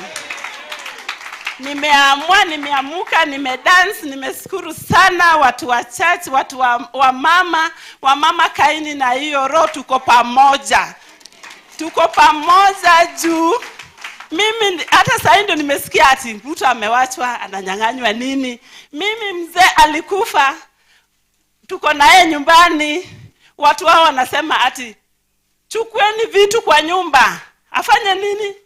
Akuje nyumbani. Wenye nafanya nayo kasi amesema mama bado ni mtoto, bado ni mtoto wetu. Hawezi kaa nyumbani. Nimerudi nyumbani, nimerudi Nairobi. Praise the God. Wacha leo ni praise the God. Why not?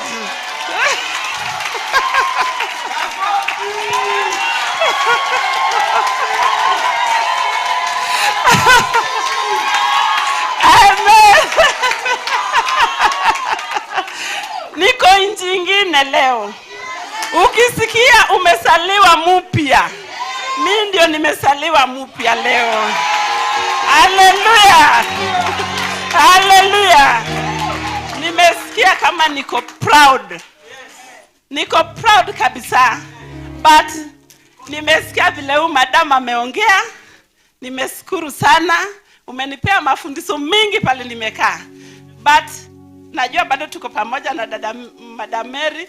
Nisiache kila mahali punaenda. Mimi hata niko na Bwana. Bwana ako juu. Sasa niko na yeye. Asante sana. Simshangilie Yesu. Bwana Yesu asifiwe sana. For those who think lazima nishike microphone kusomea verse ya Biblia ndio uokoke, wachana na hiyo story. We need just to show love. Just love. Upendo wa Yesu. Huyu mama ameniuzia siku mingi. Mimi sijawahi kuwa najua ni Muislamu. Leo ndio nimejua ni Muislamu.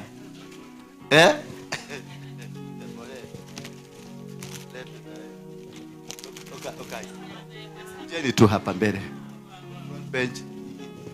Kujeni tu simama. Usijali. Sasa umeanza kuangalia alininyang'anya, nilipatiwa nikanyang'anywa.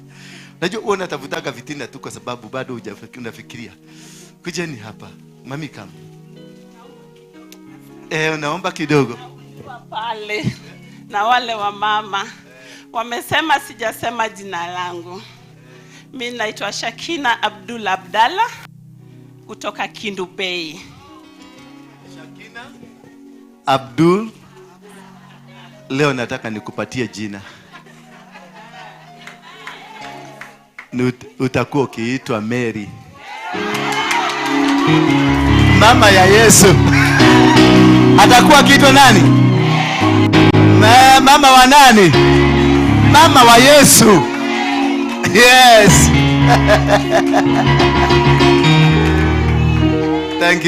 Thank you. Mpokeeni vizuri. Yes. Lakini hatuna dhuluma kwa Waislamu walio hapa. Hatuna dhuluma.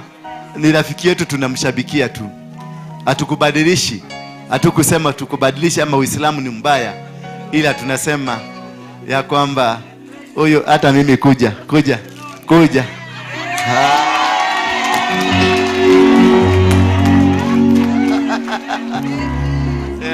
Nilitaka mimi wenyewe ni wakabidhi.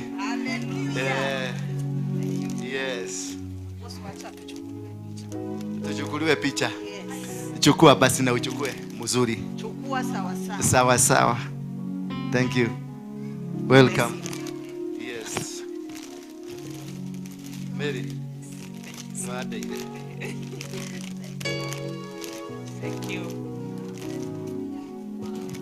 Thank you. You may be seated. Thank you very much. God bless you. Show. Wereka koheo iho wali tarugama. Okay. Leo mmefanya shosho mpaka na Sumairo. Tazumairo jane. Tahagi. Dia kihagi. No iko hagi.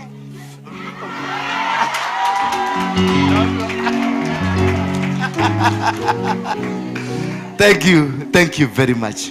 Ngai akurathime na akuririkane. Thank you.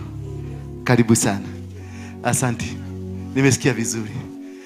I've got 15 years. You are a single. Me, I'm divorced. I'm separated. I'm divorced.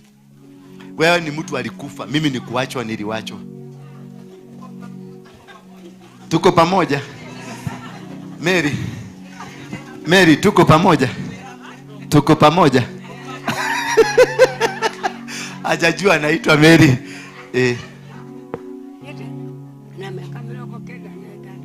Hebu tuambie, tatuelewa huko.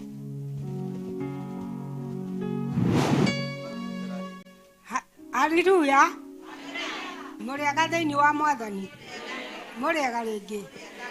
Na nĩ mwega no harĩtwo nĩ Ithabethi wa Ngui. No mĩaka yakwa ndĩna 96. Ati ametembea na huyu Mungu ambaye ni bwana yake, ako na miaka 96. Na wewe uko na 35 na unatulikia. Au tuachaki hata tupumue. Na uko na 35. Huyu tamfanya namna gani? Ndio ikareve. Tugekemisha mtu. Wega Mwathani. Neinya. Ni wega.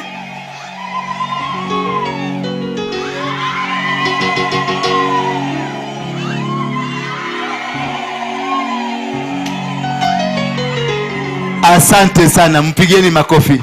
Nenda uketi chini sasa. Uketi hapo. Asante. You can remove this box. Are we happy? Kama kila mtu amepokea maua yake, inua tu juu. Inua tu juu. Inua, toa kwa karatasi kidogo tu. Toa kidogo, usitoe yote, kidogo tu ndio kama ua kapumue.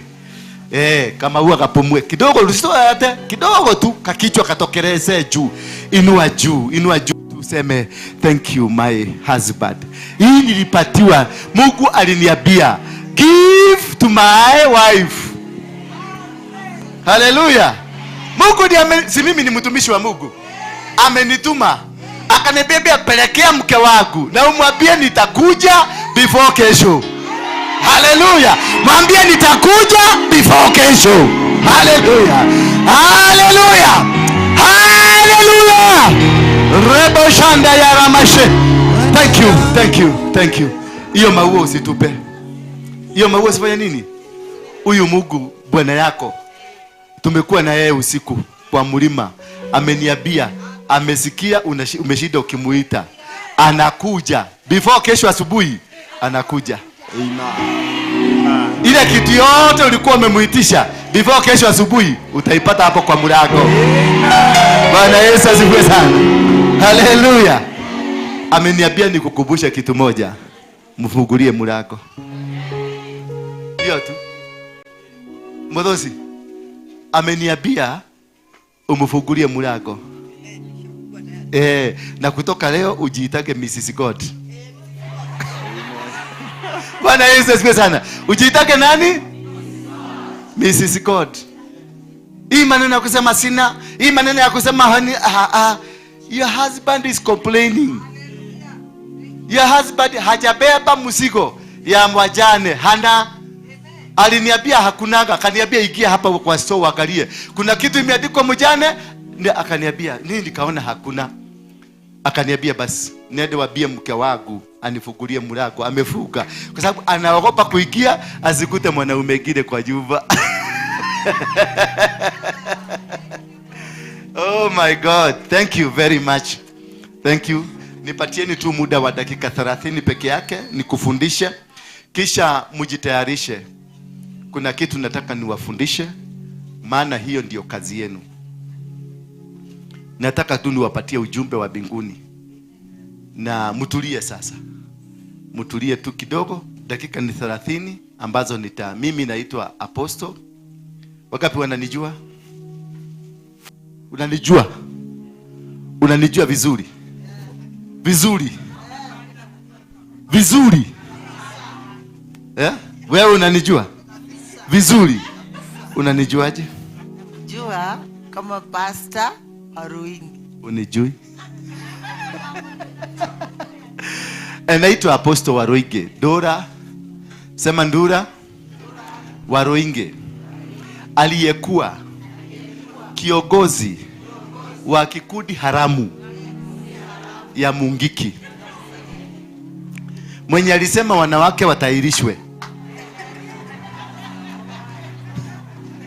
Kile kimutu uliombea kikufe. Kile kimutu ulitaka kimalizwe. Bwana Yesu asifiwe sana. Mnafurahi kukiona? Sasa anatangaza Yesu. Bwana Yesu asifiwe sana. Anatangaza nani? Wakati wowote ule tangazanga kule ulitoka, kutakupatia kule unaenda. Bwana Yesu asifiwe sana. Tangaza huyo Mungu venye alitenda, matendo aliyokutendea ndio akakutoa kule ulikuwa, na sasa mahali uko. Ukimtangaza kule alikutoa, utamtangaza mahali uko na utatangaza mahali mnaenda. Lakini ukijificha ati wewe haukuwa prostitute na ulikuwaga prostitute, akakutoa kwa prostitution, akakulete hapa, basi umedanganyana. Always start with who you are. I'm proud to be former Mungiki leader. Yes, I'm very proud. Usiniangalie na macho baya. Kama ulikutana na wao akakupiga, shauri yako. Si mimi niliwatuma. Hapana. Kama ulikutana na wao wakaingia kwa shamba yako, makachukua kitu yako, shauri ya. Ninataka nikufundishe kitu kimoja. Kitu chochote ambacho kinafanyika katika dunia hii, Mungu anakijua. Mungiki hawakukuwa hapa kimakosa. Walikuwa hapa kwa kitabu ya Judges 6. Nani anajua kitabu ya Judges 6? Kitabu cha Waamuzi 6. Utapata Mungiki hapo ndani. Halo? Na Mungiki iliisha. Kama unakuwaka na tashwishi, Mungiki ilifanya nini? Wakati Judges 6 iliisha, naye Mungiki ilifanya nini? Hebu tusome Judges. Kisha wana wa Israeli walifanya yaliyo maovu mbele za macho ya Mungu. Bwana akawatia mikononi mwa Wamidiani muda wa miaka 7. Mungiki walikuwa Midiani ama hawakuwa Midiani? Walingojea mlime, wanakuja wanakuitisha ama hakukuja kukuitisha? Walingojea ukienda kumwaga balasi, wanasimama hapo anakuambia mama lipa ama ukufanya. Walipoacha umelima umefanya kumeenda kwa soko, walikujaganya hawakukujaganya? Hawa ni Wamidiani si Wamidiani?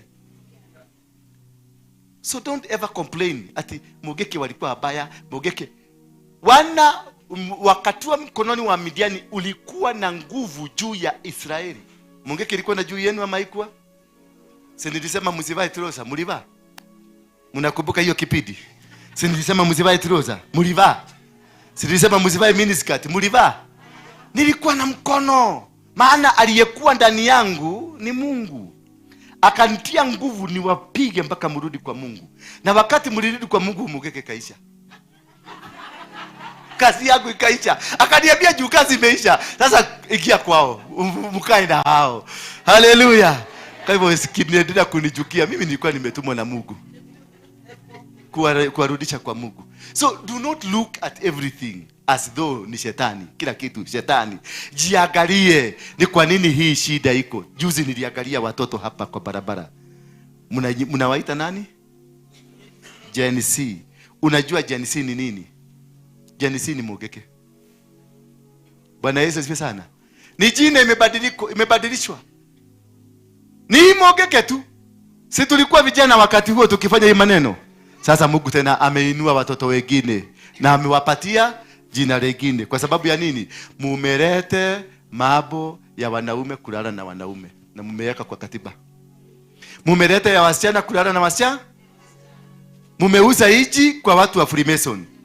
Mumepatiana hiji kwa watu wa shetani. Sasa si Mungu atainua. Ushaiona watoto kale katoto kako na ndivyo kanasikiaga polisi kanaingia chini ya kitanda. Sasa hiki kanapigwa selfie na polisi. Touch me. Naona kanafanya touch me. Na kwako kwa nyumba ukiambiwa kanaogeaga, unasema mtoto wangu haogeagi. Na hii ni revolution imeanza. Ni nini imeanza? Revolution. Na ile maneno itatokea Kenya hii. Na kuambia mjaiona. Hii ni nchi ya Mungu. Unaingia kwa ndege na private jet. Unaenda, unapatiana nchi mzima kwa mikono ya New World Order. Alafu ukae kwa kiti. Mungu akuangalia ukikalia kiti yake. Linamuorota.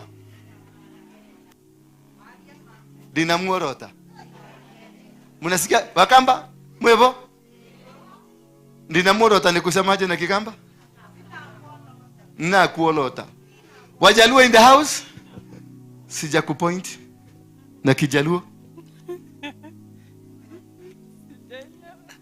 Sija kupoint.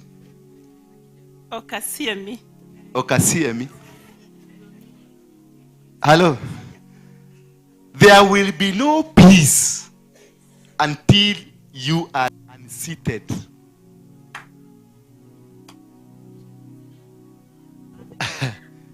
Sijui kama mmenielewa. Who is a widow? Mjane ni nani? Kwanza kabisa tuangalie kitabu cha Psalms 68 verse 5.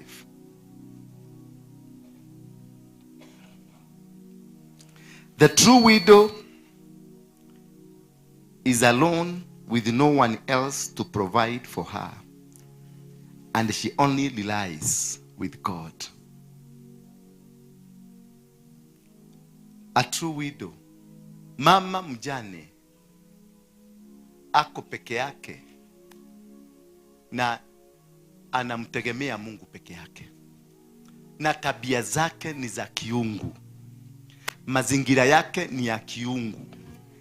Lakini kama wewe unasema mama wewe ni mjane, lakini usiku wa saa 6 kuna kamsee kanaigiaka kwa nyumba, wewe si huyo. Kama ile pesa ulipikia watoto nayo wakakula imetoka kwa mwili wako, basi wewe si mama mjane. Kama hiyo chaguo umevaa kametoka kwa mwanaume mwingine, then you are not single, you are married.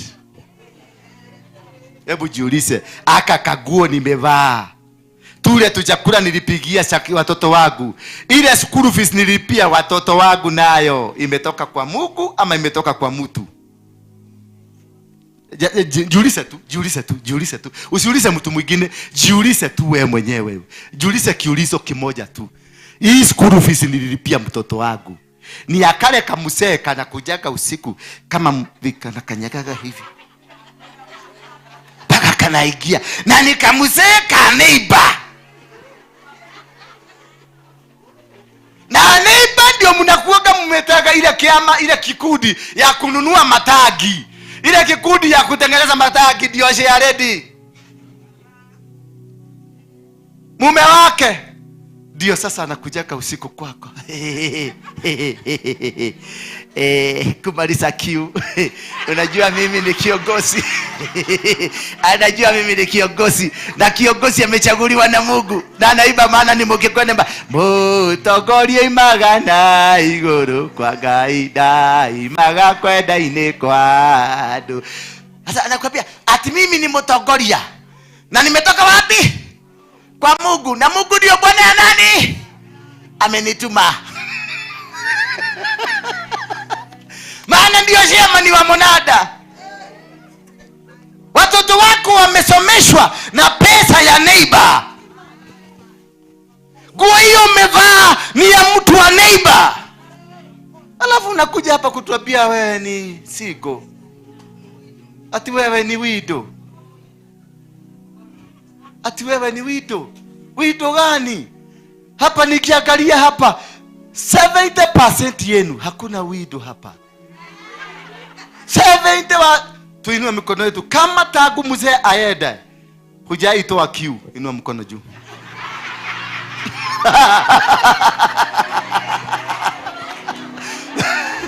In Jesus name. Hao wengine wametoa kiu. Hao wengine wametoa nini? Wametoa roko. Bwana Yesu asifiwe sana. Kwa hivyo wewe ni mjane bado? Wewe ambao umetoa roko bado wewe ni mjane? Shakina, bado wewe ni mjane na umetoa roko?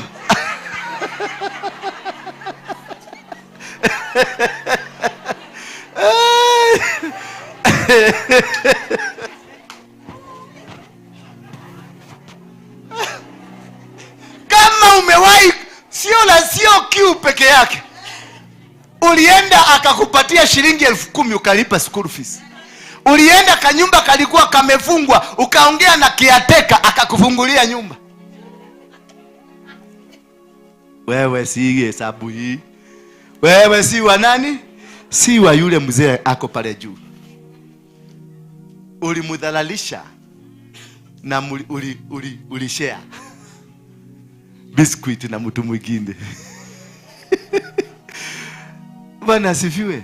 Hapo ndio mwanzo wa maagano na maamuzi yako na Mungu.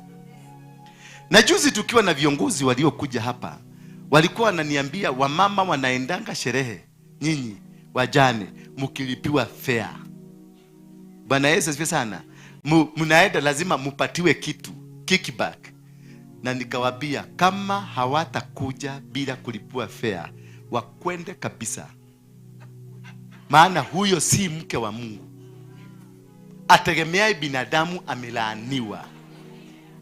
Kama ungejua wewe ni mke wa nani, hauwezi kuja hapa kuniambia nikupatie fare. You go straight to your husband. Empower me to empower your work. Waliofanya kazi ya Mungu ikasimama ni nyinyi ambao ni wake wa Mungu. Si sisi ambao tumeoa, Sio sisi, maana sisi tumewa tunabeba vibegi vyetu vizuri, tunatembea kwa madaha. Wewe pale kazi yako ni kumulilia Mungu na kumwambia Mungu, Bwana yangu litunze kanisa lako. Bwana Mungu, wewe ni mume wangu, wasaidie watoto wasipotee. Saa hizi tuko na watoto wetu 90% wamebadilika, wanaume wa kulala na wanaume, wamebadilika wanawake kulala na wanawake, na hawajali. Juzi kwenye maandamano hii niliona bendera yao ilikuwa ikipita. It means walikuja kututangazia. Hawakuwa wanafanya finance bill, demonstration ya finance bill. Kama mnadanganywa hii maandamano yote ni ya finance bill. Si ya finance bill, ni chama cha mashoga kilikuwa kinatangazwa.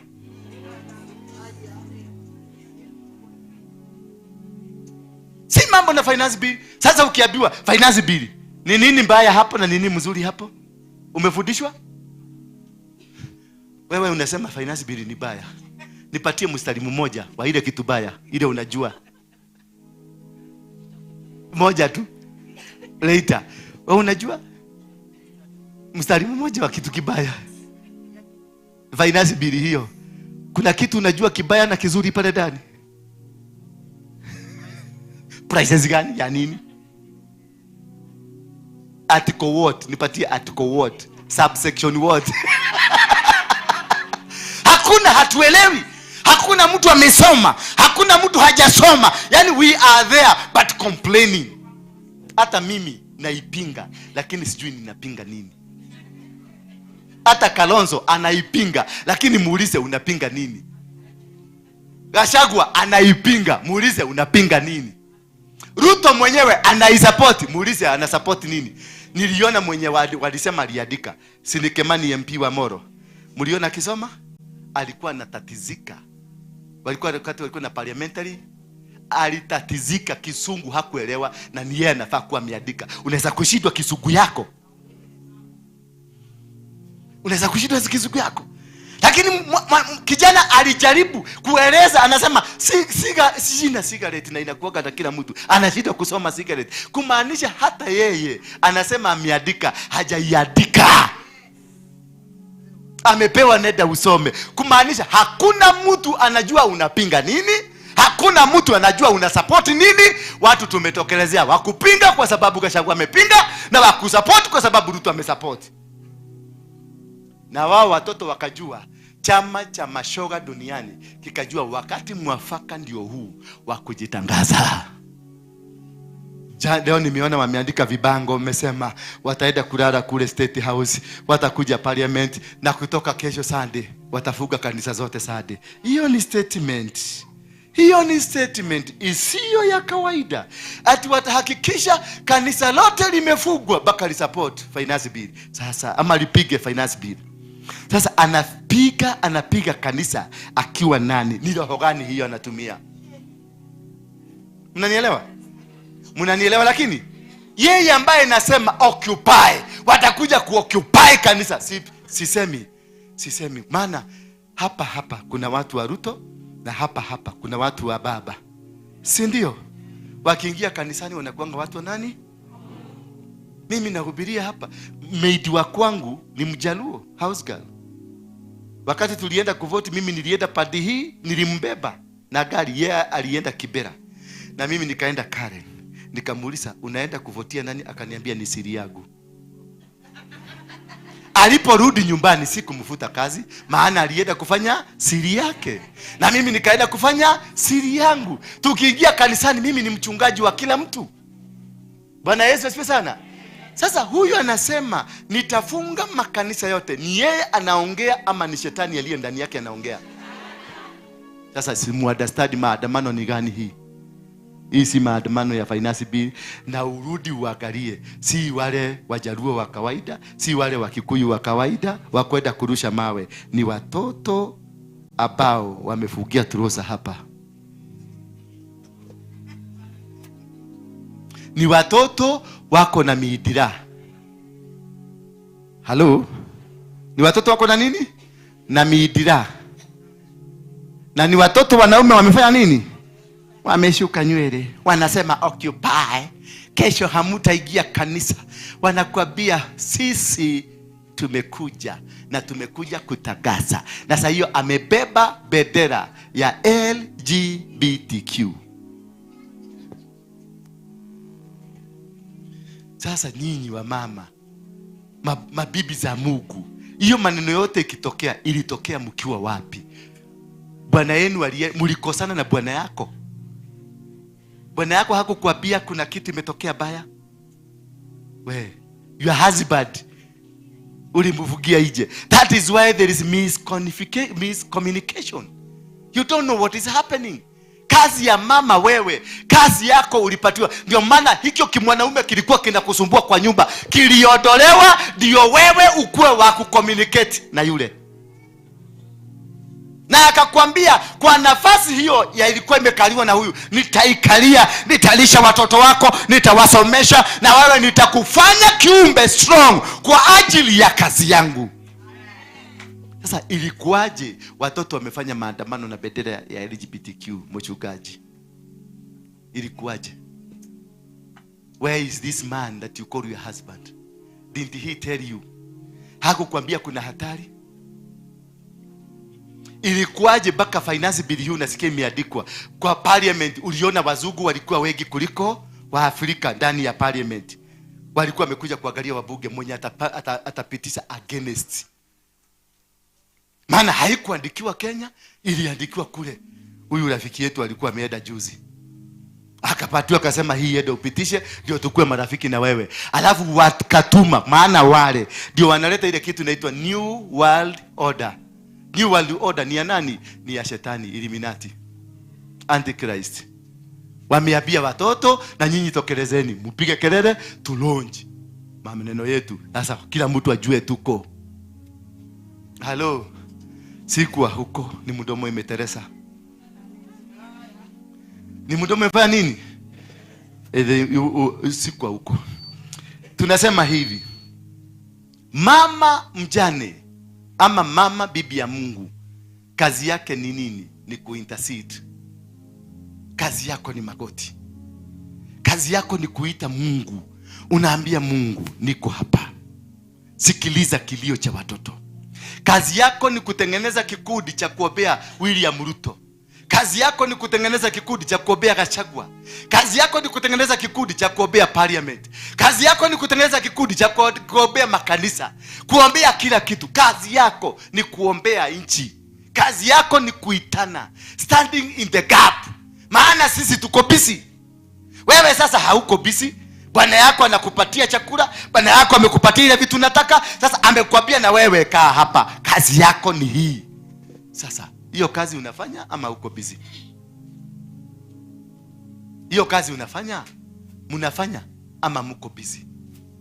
Uliondolewa ile kitu, maana wanaume wanaletaga, Wakikuyu waliimba hiyo nyimbo, arume ni nyamu, arume ni nyamu, ni kwali ya ciaragia.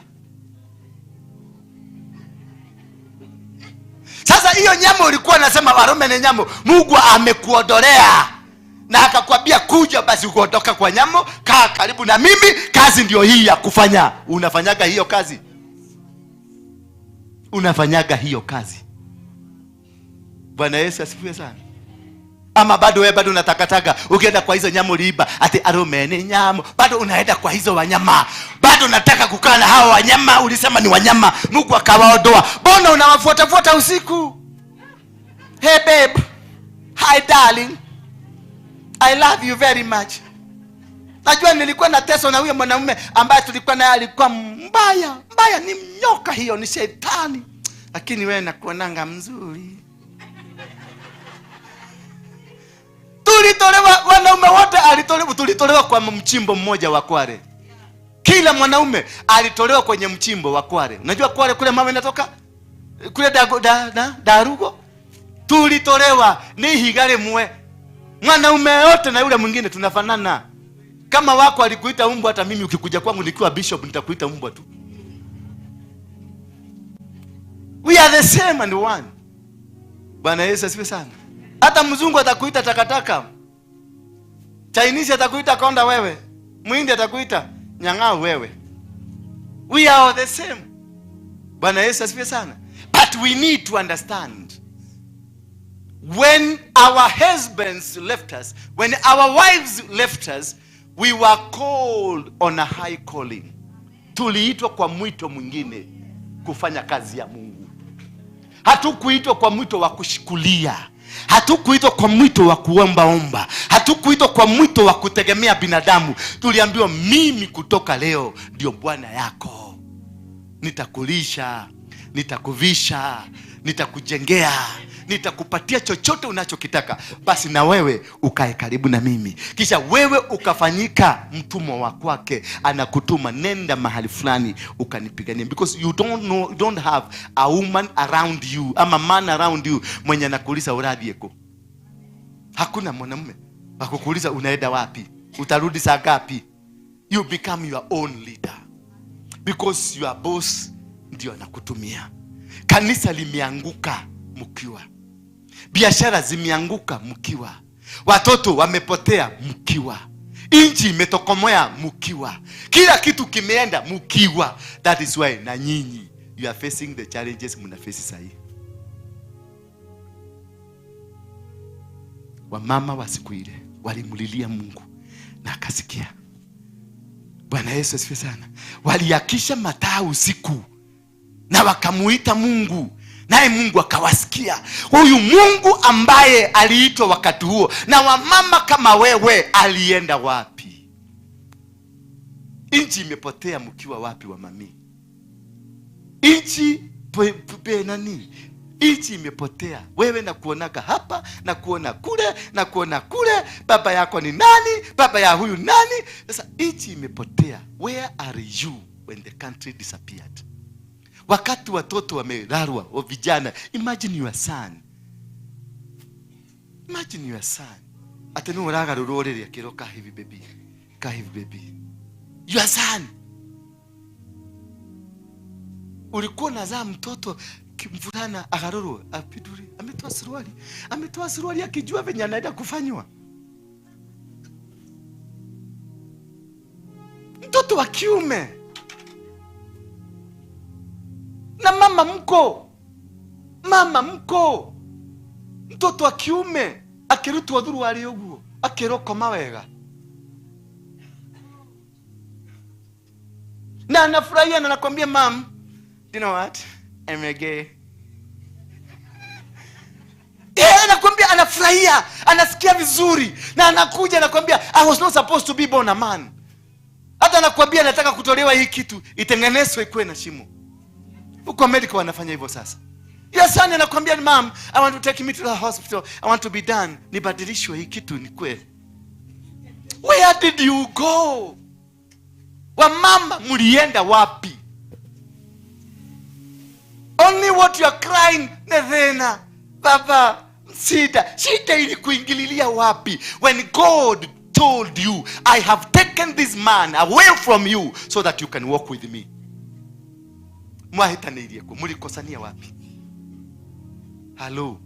Mulikosania. Mimi sitawabebeleza. Mimi si kule mnataka kwa serikali kuambia mtafanywa. Mimi nitakwambia ukweli, urudi kwa miguu. Na kama mtanichukia tu. Yes, mimi wakati nilikuwa mwizi niliiba pesa ya kutosha, niko nayo.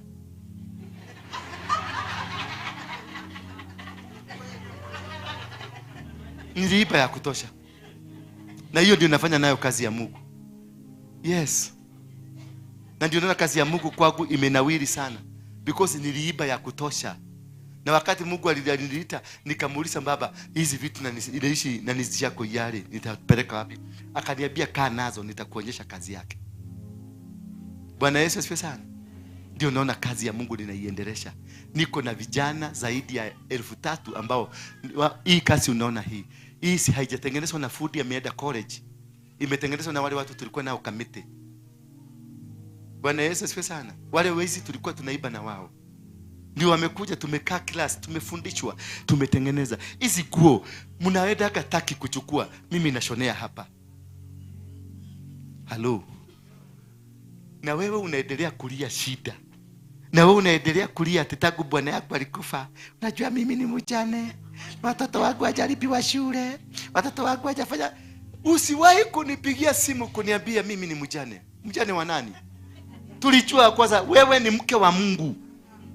Hiyo lugha ya kusema watoto wako wajaenda shule, jua ni wapi mlikosana na bwana yako. Maana amekunyima. You are denied, ni kunyimwa, umenyimwa. Uimetwa niki. Kwa nini umenyimwa? Nimesikia mmeclassify. Kuna watu wajane wa digital wa kisasa, kuna wajane ambaye ni mjane lakini yako na mtu. Hakuna mjane, ni yule. Hatuna mjane. Hatuna mjane. Umeambiwa cry to God who is your husband and he will provide. Ask and it shall be given to you. Isipopatiano, seek you will find. Usipo seek uipate, knock you will find it. That is what. Wamama mnastahili kuwa nyinyi ndio mnaongoza katika uchumi wa taifa. Maana the owner ya uchumi ni nani? Ni bwana yako. Mpeleke bedroom, muongee na yeye. Yes, piga magoti uende kwa bedroom yake, muongee na yeye, mwambie bwanangu, ninahitaji gari. Bwanangu, ninahitaji kazi fulani. Bwanangu, ninahitaji. Atakupatia. He's a provider.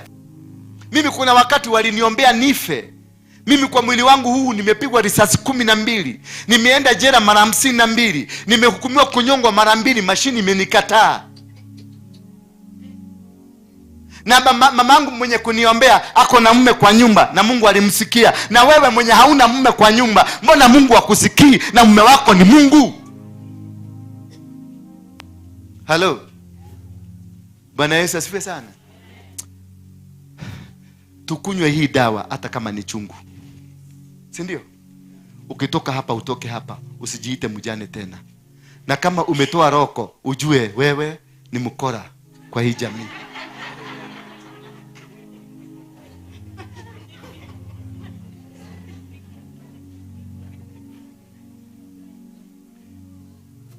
Na hujazuiliwa kuoleka. Hujazuiliwa. Biblia imekubalisha. Kama umefiwa, unapate mume ambaye aidha amefiwa ama hana mke. Basi unganika pamoja muende safari. Wacha ukora.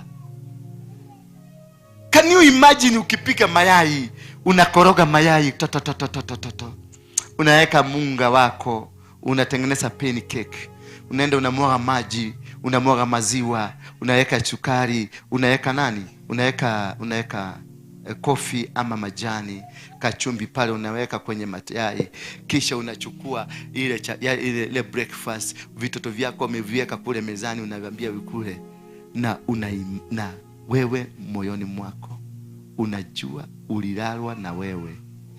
Hii chakula tunakula ninapatia watoto, ni kulalwa nililalwa na mimi. Just imagine.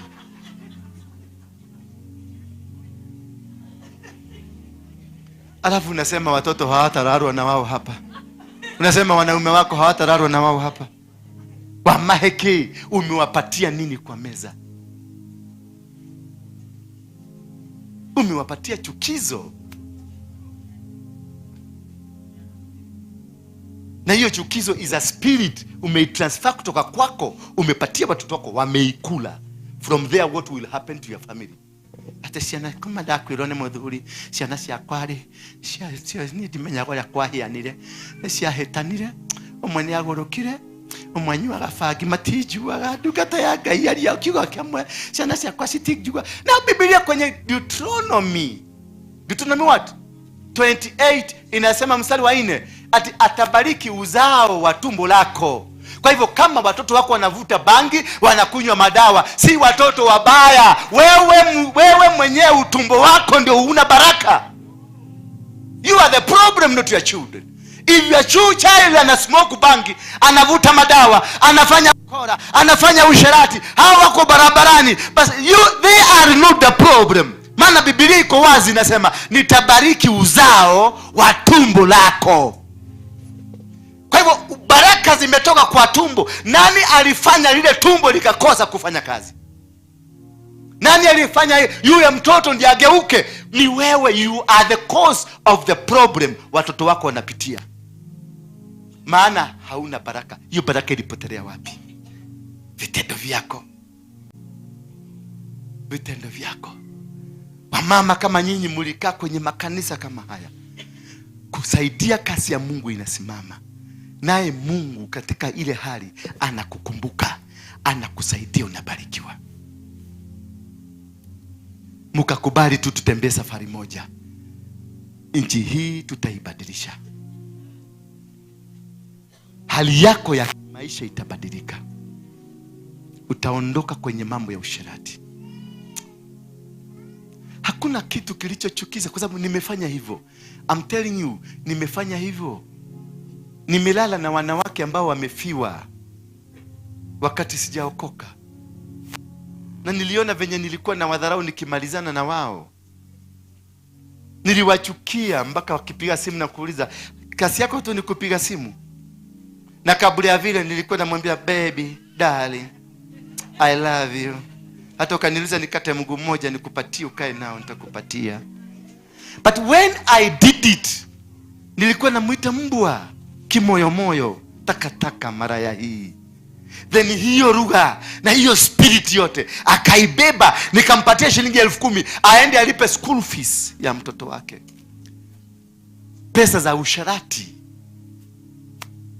Huyo mtoto atasikia masomo? Hatasikia. Hiyo ndio laana tunaweka watoto wetu. Hiyo ndio laana tunawafanyia watu. Hiyo ndio laana tumeifanya familia zetu zimeangamia. Na hiyo roho ya kutaka kuhurumiwa, ati nihurumie, mimi ni mjane. Nihurumie, mimi ni mjane. Mimi sina huruma na wajane. Na usiwahi kuja hapa uniambiwe ni mjane. Nitakufukuza. Maana ninajua unataka tufanye nini na wewe. Unataka extended huruma. Sema extended huruma. Tuweze kutuliza bahari. Na hiyo ndio imevunja kanisa, ndio imevunja familia za watu, ndio imevunja kazi za watu, ndio imevunja mazingira yetu, ndio imevunja nchi yetu. Maana nchi haina msimamo, haina direction, haina chochote. We are baseless, we are useless, and we are spiritualless. Unakuta mama kama huyu, lakini simaanishi wewe. Mama kama hawa wako kwa mstari wa kwanza kesho kanisani, lakini jana usiku walitulizana bahari. Na akaimba mtuliza bahari. Naimba ngoja hiyo bali.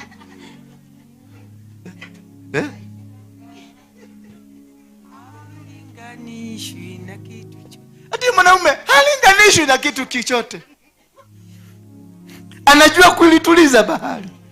Alitangu mume wangu aniache, hakika sijapata mwanaume mzuri kama wewe. Na ni uongo. Unamdanganya yule mwingine. Juu unataka shilingi zake 5,000, shilingi zake 3,000. Unataka shilingi zake 200 ati ya kulipia school fees. Mwambie mwenzako hii maneno tuache. Mwambie, muangalie kwa macho, acha kuniangalia. Muangalie kwa macho, mkodolee jicho kodokodo. Mwambie hii tabia tuache. Mwambie tu tutigeme tugweno. Maana huyo Mungu yuko tayari kutubariki. Mimi wakati ule nilikuwa mwizi, tulikuwa naiba na ule anaitangwa Rasta na kina Wanogo, tulikuwaga na wao tukiiba.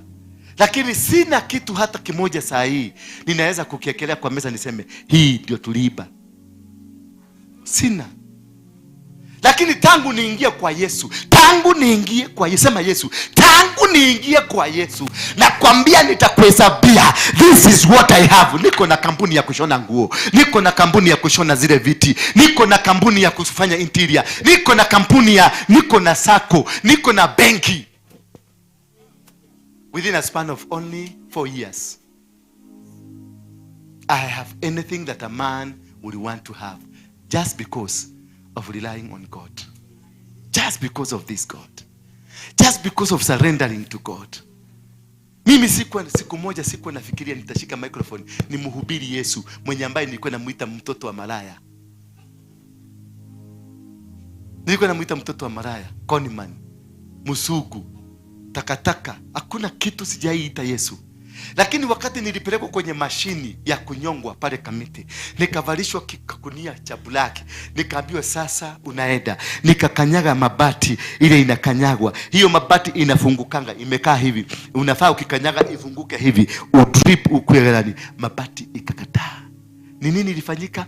Mbele yangu Yesu alisimama akaniambia, mtoto wangu hautakufa. Mtu ambaye jana yake nilimuita conman, mtu ambaye jana yake nilisema ni mkora, mtu ambaye nilisema jana yake hafai kwa maisha yangu, alikuja akaniambia, mtoto wangu sikuachi. Mashini ikakwama, ikakataa, na mashini ikikataa kufanya hawairudii, maana kifungo kimeisha.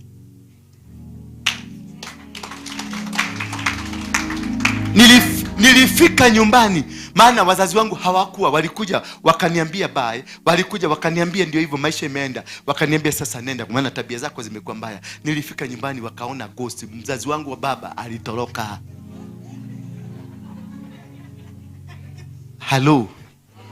Halo bego ya gaidi uraga. Kama utarudi Sakina, najua ujui, unaona ni kama sanamu unaona. Najua unanijua nikirushia Raila mawe.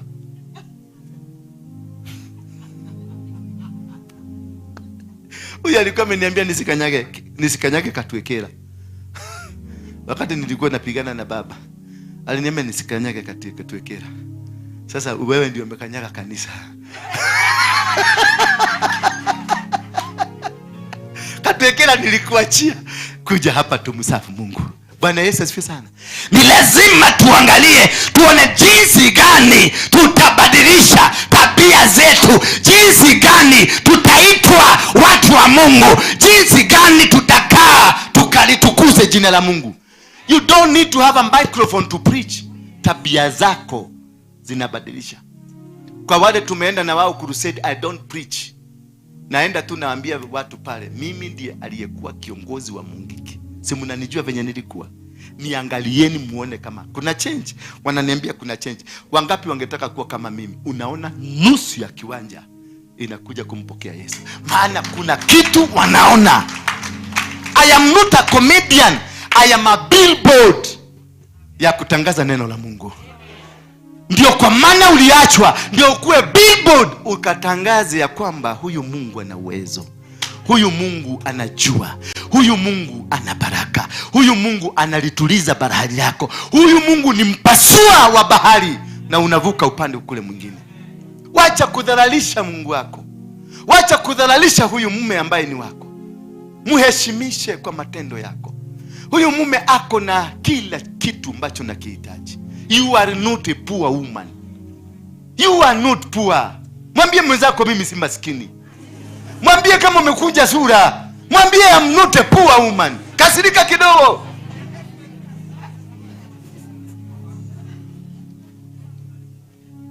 We are not poor. Tuli andua toku.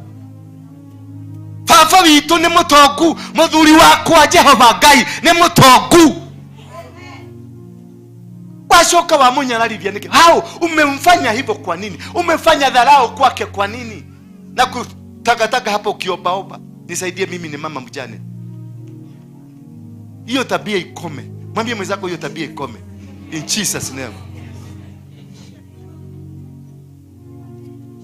You are supposed to provide for those who doesn't have. Mnafaa kuwa na kikundi kikubwa cha wamama ambacho mnaenda kutembelea wale hawana. Nyinyi ndio mnastahili kusaidia watu. Mkiona mfuriko pale Naivasha imetoka, ukabeba mizigo, chakula, maana muko nacho. Bana Bwana yako amekutuma as a representation. Uende kule ukaangalia walioathirika, ukawabariki na ukawaambie mume wangu amenituma. Ruto asipoenda mahali natumanga mke wake, anamwambia nenda uniakilishe. Mume wake akifika kule anapatiwa hadhi ya nani? Ya the president. Anapatiwa red carpet. Anakanyaga red carpet kama president, maana ametumwa na mdomo wa nani? Wa rais. Sasa imagine umetumwa na mdomo wa nani? Wa Mungu. Kwa sababu amekupatia. He has given you. Me I won't cry with you nani? Pauline. Sitalia. Na siku nitakukuta hapa ukilia kama juzi nilikuta ukilia hapa, nitakuchapa kofi. Because ni kuhaibisha yule Mungu ambaye ninamwabudu. Mimi najua mimi namuita Mungu, wewe unamuita Bwana. Imagine, you are closer kuniliko mimi. Alafu unashinda hapa ukilia na huko na Bwana mwenye ambaye ndiyo Mungu wangu. Yaani mimi ni second material kutoka kwako. Did you know that? Mimi naitaga Mungu Baba wa mbinguni nisaidie. Wewe unamliza mume wangu ni atia hai kama.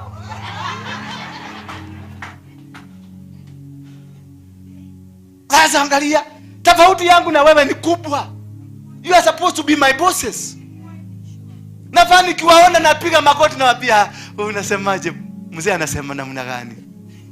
Sasa angalia, umekuja kupiga magoti kwangu nikupatie fare. Mimi ambaye nafaa kukaa huko nje, wewe ni wadani, mimi nakupatia fare na wewe ni wadani.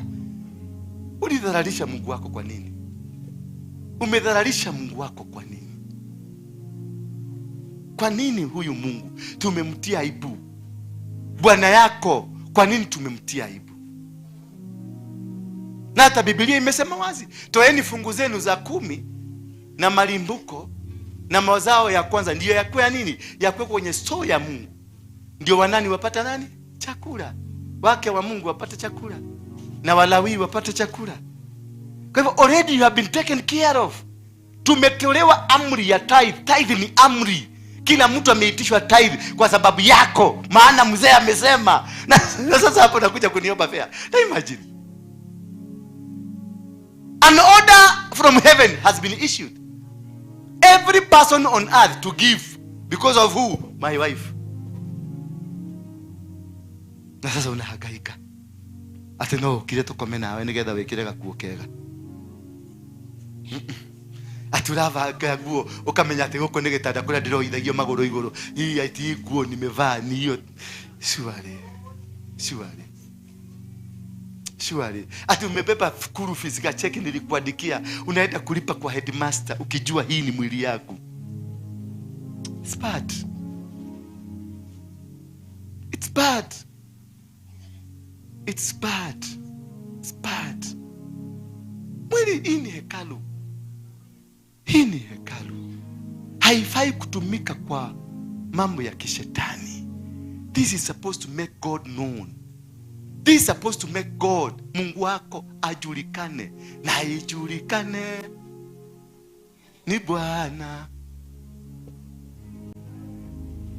Ajulikane ni nani? Ndiye yule Mungu wa Elia aliyetenda miujiza, aliyotenda makubwa yakatendeka. Huyo Mungu ndio niko naye kama mume wangu. Matendo yako yaseme na ijulikane ya kwamba huyu ndio nani. Angalia huyu Mungu, wakati yule mama mjane akaya alikuwa alituma manabii. Walitumwa hakutumwa? Walituma manabii wakaenda mpaka kwake wampatie chakula. Why? Akaulizwa uko na nini? Akasema niko na vibuyu tu. Akaambia leta vibuyu vyote ndani ya nyumba. Mafuta ilitoka wapi? Ilitoka kwa mwanaume mgani? Mwanaume aliye mkubwa wa wanaume wote.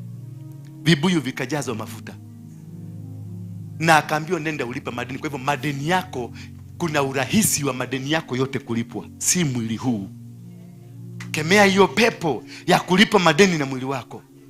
Kemea hiyo mapepo ya kwenda kwa waganga kutafuta namna gani utaroga mwenzako ndio upate hela. Nitafuta kukemea hiyo mapepo ambayo tumeenda kuja hapa kanisani. Niombee nipate mume mzuri. Hamna mume mzuri kuliko aliye na wewe. Hamna mume mzuri kuliko ambaye aliye ndani yako. He is a gracious God. Surrender to God. Just surrender to him. He got the power to change your life. He got the power to lift and transform you. Ako na uwezo. Wewe si mtu wa kuombaomba. Wewe ni mtu wa kuwabariki watu. Nitakuwa nikifanya kikao hiki kila mwisho wa mwezi kama mkitaka. Na nisikie mkikaa chini kupanga budget ya transport. Nataka mikutano, tukianza mikutano hii tuende miezi 3. Kama maisha yako haitakuwa imebadilika, wewe ambia Mungu pia hauhitaji kuishi hapa.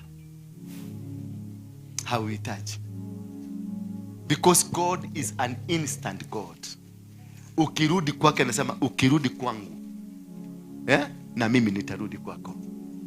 Akawambia wale ambao wale wameitanishwa na jina yangu, kama watatubu dhambi zao warudi kwangu, na mimi nitafanya nini? Nitafanya nini? Tawasamehe. Hapana. Tasikia nikiwa mbinguni. Nitasikia nikiwa mbinguni. Si dhambi atasamehea, atasikia kilio akiwa mbinguni. Atafanya nini? Ataiponya inji. Kumaanisha kama hauna inji yako iligonjeka. If unalia njaa, umebeba kikapu, umefanya hivi, basi inji yako iko na maradhi. Mrudie Mungu, inji yako ipone, ikupatie lishe. The book of Deuteronomy 28 verse 1 inasema kama mutakubali kukaa kwenye mapenzi ya Mungu. Halo, kama utakaa kwenye mapenzi ya nani? Ya Mungu, kama ninavyokuagiza siku hii ya leo. Tungefunguliwa 28. Inasema kama mkitii sauti ya Mwenyezi Mungu leo hivi, nakwambia Mungu wenu, na kuzingatia kwa uangalifu amri ambazo nimewaamuru leo, yeye atawaweka juu ya mataifa yote duniani. Only that. Kutii. Kama mkitii. That is what he's saying. Kama mkifanya nini wa mama? Mkitii. Tuo goika leta kitoka. Kama mkitii sauti ya Mwenyezi Mungu, Mungu wenu, na kuzingatia kwa uangalifu amri ambazo nimewaamuru leo, yeye atawaweka juu ya nani? Mataifa yote. Kuzingatia peke yake. Kuzingatia peke yake. Bwana Yesu asifiwe sana. Kuzingatia tu. Just to follow instructions given by God to you. That is all what he needs from you. Bwana Yesu asifiwe sana. Hahitaji mambo ingine kuzingatia. Kuzingatia ni nini? Kukaa kama mke wa Mungu. You respect your husband and walk with your husband. Na usiwache husband yako mkono wako utoke kwako, au endelea kumshika kila kitu. Wakati Enoch alijua huyu ni rafiki yangu, Mungu alijaribu kuhepa, anaenda na yeye, anajaribu kuhepa mpaka wakati Mungu anasema kweli wewe ni rafiki yangu. Kuna kaburi ya Enoch dunia hii? Hakuna kaburi ya Enoch dunia hii. Enoch hakukufa, walienda na rafiki yake. Naye katika kitabu cha Genesis 22 Bwana akamwambia Abrahamu, nipe mtoto wako, give me your son, the only son, Isaac, the son you love. Mungu akamwambia, mchukue mwanao Isaka, mwanao wa pekee umpendaye, uende mpaka nchi ya Moria, ukamtoe sadaka ya kuteketezwa juu ya mlima mojawapo nitakao kuonyesha. Akamwambia nini? Nitolee mtoto wako, your only son, the son that you love. Anakuambia nini? Yani, nipatie kile kitu ambacho unakipenda, what you love the most. Give it back to me. Huu mwili wako ndio unaupenda the most. Give it back to your husband. Let your husband enjoy your body. Bwana Yesu asifiwe sana. Na akamwambia umpeleke, umtoe kama sadaka ya kuteketeza juu ya mlima mojawapo. Amemtuma mlima Moria. Lakini ukifika kule Moria, uende usimame uongoje nikuonyeshe ni mlima gani. Mlima wowote si mlima. Kila mlima, yani si kila mlima ni mlima. Si kila kanisa ni kanisa. Si kila mahali pa kuombewa ni pa kuombewa. Lazima upate direction ya Mungu. Alipofika kule, mlima ni Moraya, mlima ni Mount Kenya, mlima ni Mount Elgon, mlima ni Everest, mlima ni Kilimanjaro. Lakini ukifika Kilimanjaro, kuna mlima kule Kilimanjaro mmoja ambako mimi niko. Na akafika huko, akaongoja siku ya 3. Alikaa for 3 days, akaongoja siku ya 3. Alipofika siku ya 3, naye Mungu akamfungua macho, akamuonyesha mlima ndio ule. Mnamo siku ya 3, Abraham aliinua macho, akapaona mahali hapo kwa mbali. Akapaona nini? Mahali hapo kwa mbali. Kwa hivyo the relationship yako na Mungu inahitaji maagizo ya moja kwa moja na Mungu. Bwana Yesu asifiwe sana. Na kupata maagizo ya moja kwa moja ni kupatiana mwili wako kwake, kupatiana akili zako kwake, kupatiana spiriti yako kwake, kupatiana kila kitu chako kwake, ndio upate maagizo ya moja kwa moja, ndio awe mwelekezi wa maisha yako. Ukienda mahali popote unakuta yuko pamoja na wewe, anatembea na wewe.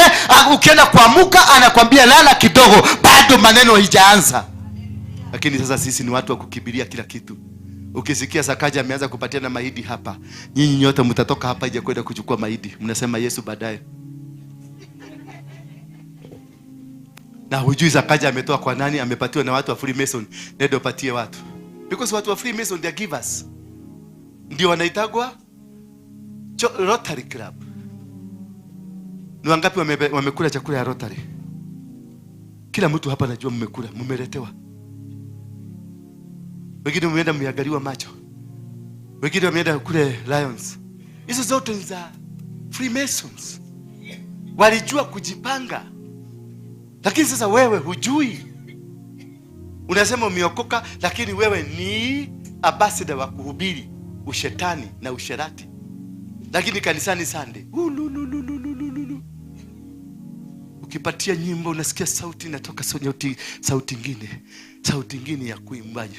Unasikia mpaka huko ndani kuna tetemeka.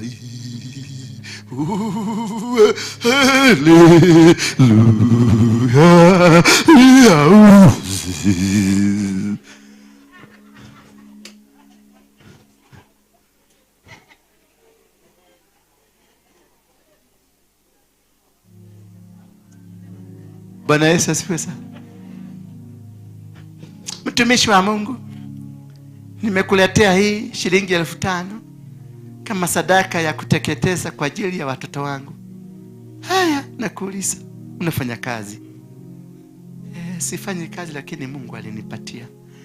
Aha, alikupatia kupitia kwa nani? Alinipatia kupitia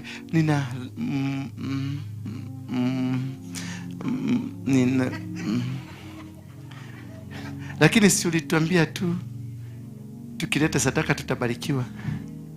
Umetoa kwa nani? Hata wewe pasa si ujijazie tu. Sadaka yako nakwambia ibebe, rudi nayo, sitaipokea. Here you must explain, where did you get that tithe you are giving here?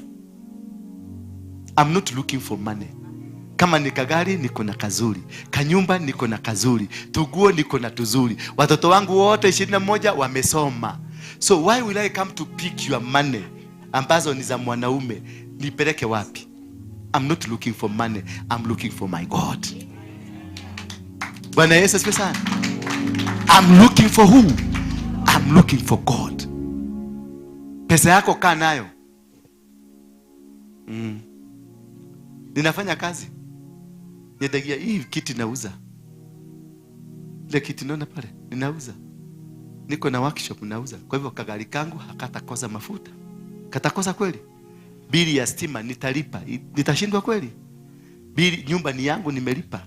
Bili ya shamba nitalipa, kila kitu ambacho inahitajika. Bili ya watoto wangu kusoma nitalipa, maana nimejipanga. Kwa hivyo sitakubali uniletee pesa zako za usiku. Lete hapa. You can't. You have to explain to me. Ulitoa wapi pesa hiyo umelete? Hello? Na usiponipatia good explanation, carry your money, go with it. Because we must make things straight. Wangapi wamekubali tubadilishe? Wangapi unaona sasa nilikuwa ni mbaya, ninahitaji kubadilika? Inua tu mkono wako, Mungu anakuona. God is seeing you. Si unaona? Hawawezi Maana hata saa hii wanaandikiwa ka message wanasema huyu pastor anashitilia na story kamoja, niko nipatie tu 30 minutes nitatafuta njia ya kutoka, nitatoka. Wewe enda tu, ukienda huko taenda mkwamiliane.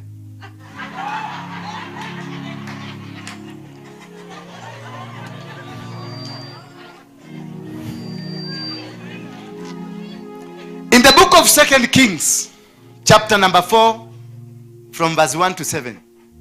2 Kings, chapter number 4, from 1-7. Your God is your defender. Bwana Yesu asifiwe sana. Your God is who? Your defender. Your God is the one that established. Na nebudithanagia karate niye murona. Anafundishana karate. Mwana nyona mativi-ine uria oe ananyona arore thureo one kana ni anyonete na nethiete YouTube na nethiete dikto murore kana mwana ameingia YouTube na ameingia dikto ako kwenye digital, ni mudigitali. Thank you. Mkaeni chini tu. Nilikuwa nataka kuwatia hawa. Huyu we, kaile toka. Oka, kaile tu. Oka. Ndio kalede mude. Bwana yako alikufa mwaka gani? Mwana wa mwathuri wakwa akuire 1972. 1972. Januari. Muthuri ucio ungi wako hikirie ri? Nie ndire muhiku kuma 1972. Uturite wega thirake. Ndire ndahika kwa mundurume. From 1972 hajaenda kutafuta mwanamume mwingine. Dhimu ikalethiri. Thank you. Hajaenda kutafuta mwanamume mwingine. Na wewe mume wako alienda Saudi Arabia kutafuta kazi. Ploti mzima umeojwa.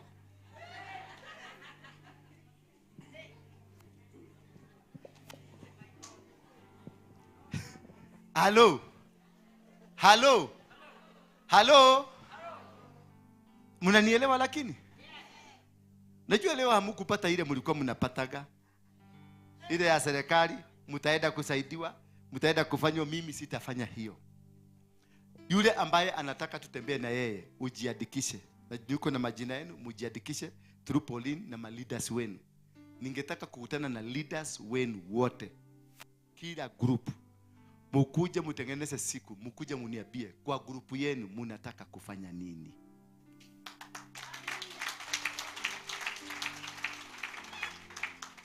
Kwa grupu nani? Yenu. Nitawaunganisha na foundation. Niko na foundation yangu inaitwa Mfalme wa Amani Foundation.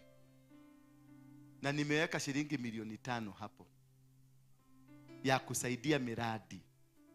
Na ninataka tukitembea na wewe after 4 months unakuja kanisani kuwekelea sadaka ya shilingi 10,000.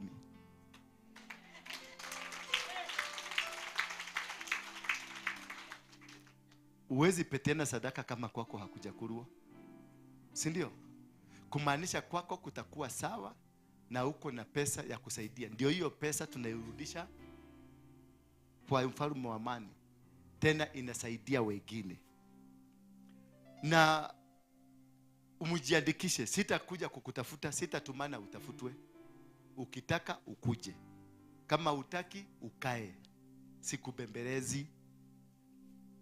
Namoigwa. Sifanye nini? Sikubembelezi. Lakini mimi najua wale ambao tumetembea na wao. Ako wapi ule kijana Buju? Buju ako wapi? Ako wapi? Kuja. Huyu kijana alikuwa mwizi wa bunduki. Kuja hapa, wacha kucheka. Na ndivyo umetesa wa mama hapa. Kama ushainyang'anywa, angalia kama hii sura ishai kunyang'anya. Huyu ndio nimeajiri kiateka hapa. Alikuwa mwizi ajabu. Kama hivi laptop yako, hii unaiona hapo, ingekuwa ishapigwa hesabu na ashapata soko tukiwa na wewe hapa. Ukiteremuka pale chini nakwambia nipatie hiyo. Nini? Hiyo laptop. Ati kijana yangu anatoa bunduki anakuambia mimi si kijana yako. Ulinizaa. This man here. Huyu kijana ndiye ametengeneza hizi zote. Wakiwa na Peter kwa wapi? Peter kuja. Na Mburu kuja. Na Mwaneki kuja. These are former criminals, wakora, majambazi, sugu. Nikawaambia weka bunduki chini, nikawapatia Biblia.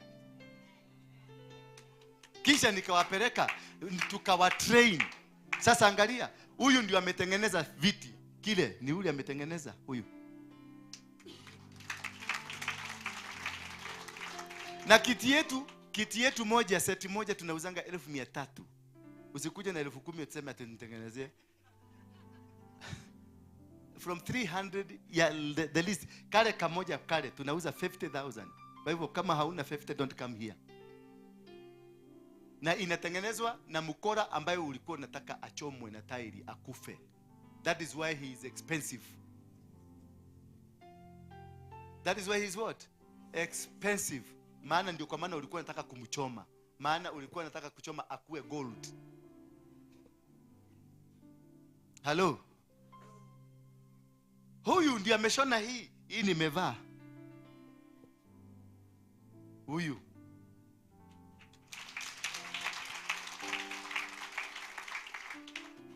Na huyu ukienda Mathare pale uulize huyu, kila mtu anamjua. Mama wote wa soko wa asubuhi wanamjua. Wakisikia mwamba kakorani ya roshinde, nemo muonete. Wakisikia ameonekana wanakaa kwa nyumba kwanza.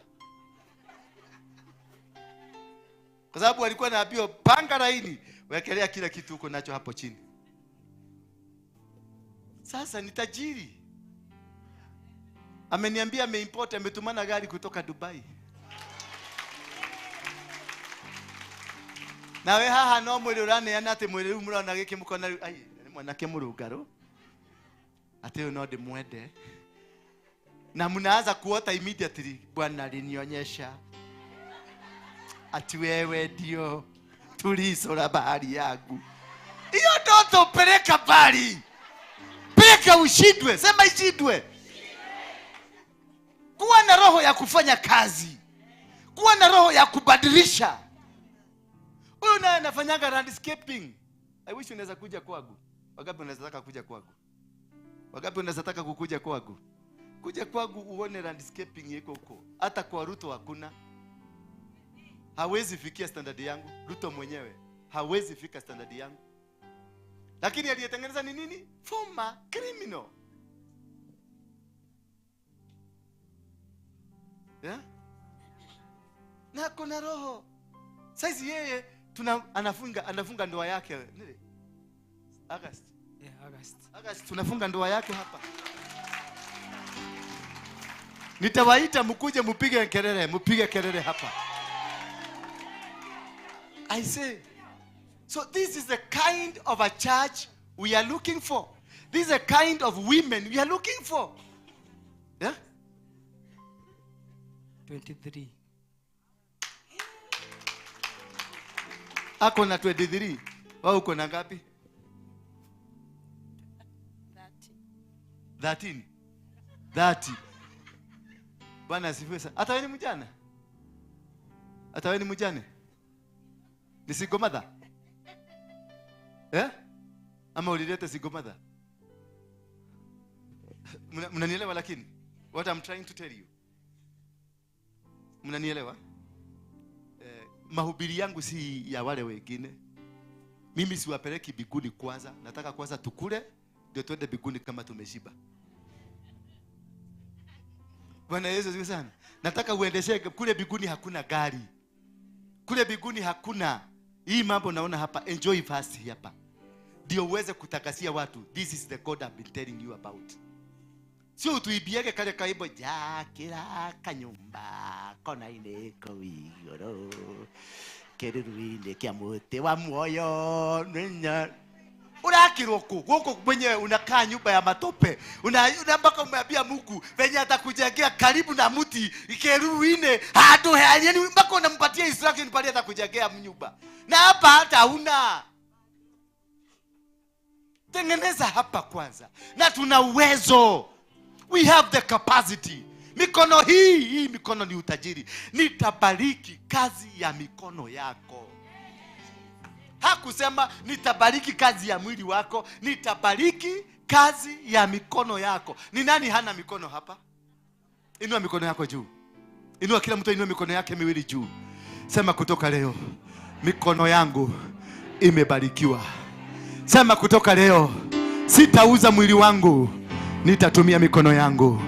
Sema kutoka leo mimi si mateka, mimi si mtumwa, bali mimi ni mtu wa Mungu. Yes, barikiweni. That is all what we need. Hiyo ndio tunahitaji peke yake. Mudhenyoge musiende kwa hiyo ati mambo ya serikali. Serikali ama ma NGO wanaendaka kuwapiga picha. Kama saizi kuna picha miki munapigwa, zinatumiwa wazungu. Kidogo kidogo nasikia kuna mama anaishi Ruda, amenunua ploti Ruda, amejega. Na ndio unapata ako na pesa ya kulipia fare, kwa sababu kile kitu nataka fika tu huko ni kupige picha. Hiyo pesa itarudishwa na wazungu. Na atapiga picha aseme hawa na mama unaona wote ni wajane na ni wako na ukimwi. Sasa anaitisha pesa za ARV, anaitisha pesa za nini, anaitisha pesa za medication, pesa mingi inakuja. Unakuta huyo na nikioigwa hao watoto wao wote ni mazoea bila hii. Watoto wao ndio wamegonjeka. Watoto wao ndio wako kwenye madawa. Usikulie watu wa Mungu. Ati kwako kukuliwe vizuri at the expense ya huyu mama. Nikupige picha niseme unaona yule mama huyo sasa ni ukimwi. Hao unaona hiyo tulikuwa tumeweka hapo front page wote. Ni watu wako na ukimwi, wanahitaji medication ya dharura, ya haraka. Kaka kidogo naona mtu amenunua Range Rover mpya. Kumbe ni ukimwi anayoendesha. Sasa pesa ilikuja na jina ya nani? Ya ukimwi. Yeye na Range Rover yake inampeleka Kasolina, akienda kwa yeye mwenyewe anatoka na kwa sababu anaendesha That is how. Hivyo ndio tunapata laana. Asanteni, nendeni mkae chini. Hivyo ndivyo tunapata laana. Hizo laana tunazitoa, tunazipeleka. Ukienda urarwe na wewe. Bwana asifiwe. Ulipo hiyo pesa, kuna kitu umenunua in the spirit. Kita affect maisha yako. Kita affect watoto wako. Kita affect soul yako. Kita affect your spirit. Na kutoka hapo unahangaika. Kutoka hapo unatezeka. Ni kama wale wamama wanatoanga mimba. Kama umewahi kutoa mimba, kimbia kwa mtumishi wa Mungu haraka sana. Maana it is the body that dies. Mwili ndio ukufa, lakini roho tunasemanga uweke roho mahali pema. Kwa hivyo roho ya wale watoto ulitoa bado wako. Kama mtoto wako wa kwanza ako 19 years, yule ulimtoa ako na 23. Ako na natebeaga. Ndio naona watoto umewasomesha vizuri, wamechukua degree, after kuchukua degree wakaanza kuvuta bagi. Ni nani anawasumbua? Ni yule. Hao kama ulitoa watoto 5, shida ile uko kwako ni ya watoto 5.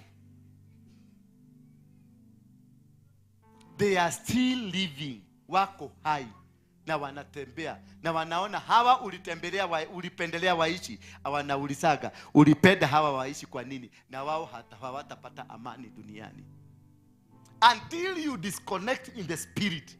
Uwaue kabisa, waondoke. Watoto wako ndio unakuta wako kwa street. Watoto wako wamekuletea aibu baada ya mafundisho, wapeleka shule mzuri, na wewe ni mwenyekiti wa kanisa, wewe ni pasta, lakini watoto wako ndio wanafanywa na huko nyuma. Ni ile miba ulitoa. Ni ile nini? Ni ile miba ulitoa. Maana damu hiyo ilimwagika, bado inalia ikiwa kwa mchanga. Ile damu ulimwaga ya huyo mtoto bado inalia. Wacha kuniangalia macho ya huruma. Atendekeni kwa kiwaja kuhujia. Ni maneno gani pasta sasa umeanza kuleta hapa? Hivyo ndivyo kuko. Kama ulitoa mimba, kimbia ukimbia kwa mtumishi wako, muende umwambie nilitoa mimba. Nimetoa mimba 5. Nimetoa 2. Uwetoe sadaka ya kujitenganisha na maovu hayo. ndio hiyo damu ya wao watoto ikuache, hakuna siku utapata amani. You will never find peace because they are still alive in the spirit.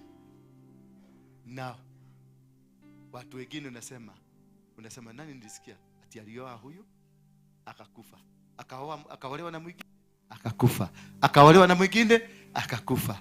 Fuatilia historia yako, rudi kwa historia yako. Wengi nyinyi ndio mmeua wanaume wenu, na si ati ulimwekea dawa. Historia yako kule umetoka. Hello, ndio kwa maana nakwambia kaa na Mungu, maana utakuja tulale na wewe, kwa sababu nimeona kimama kizuri mrembo, tulale na wewe unimalizie kanisa, kwa sababu ile pego umepepa ni hiyo pego, na umejitengeneza mzuri, mdomo ni ya red, nywele imekatwa hapa vizuri, mwili yako umetengeneza, maana unajua kukula mzuri, umejitengeneza. Ukitembea hapa unatembea, na mimi ni weak, nikiangalia naanza kufanya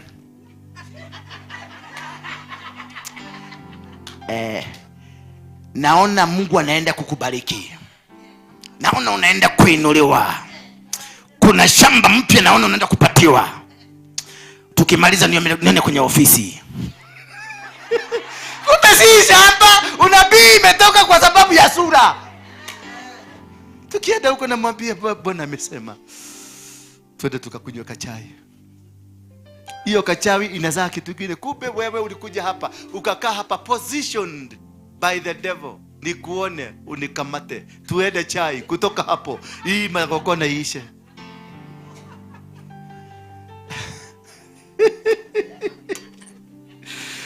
Bwana Yesu asifiwe sana. The Lord will tear down the house of the proud. Tufunguliwe kitabu cha Proverbs 15:25.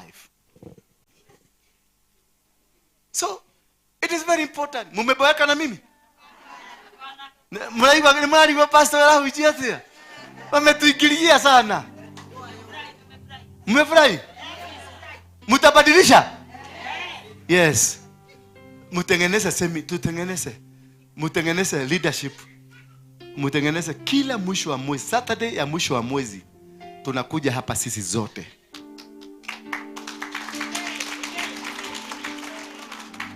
Na ndio tunaangalia miradi, na nitaanzisha hiyo mradi. Wale watapenda tuanzishe hiyo mradi.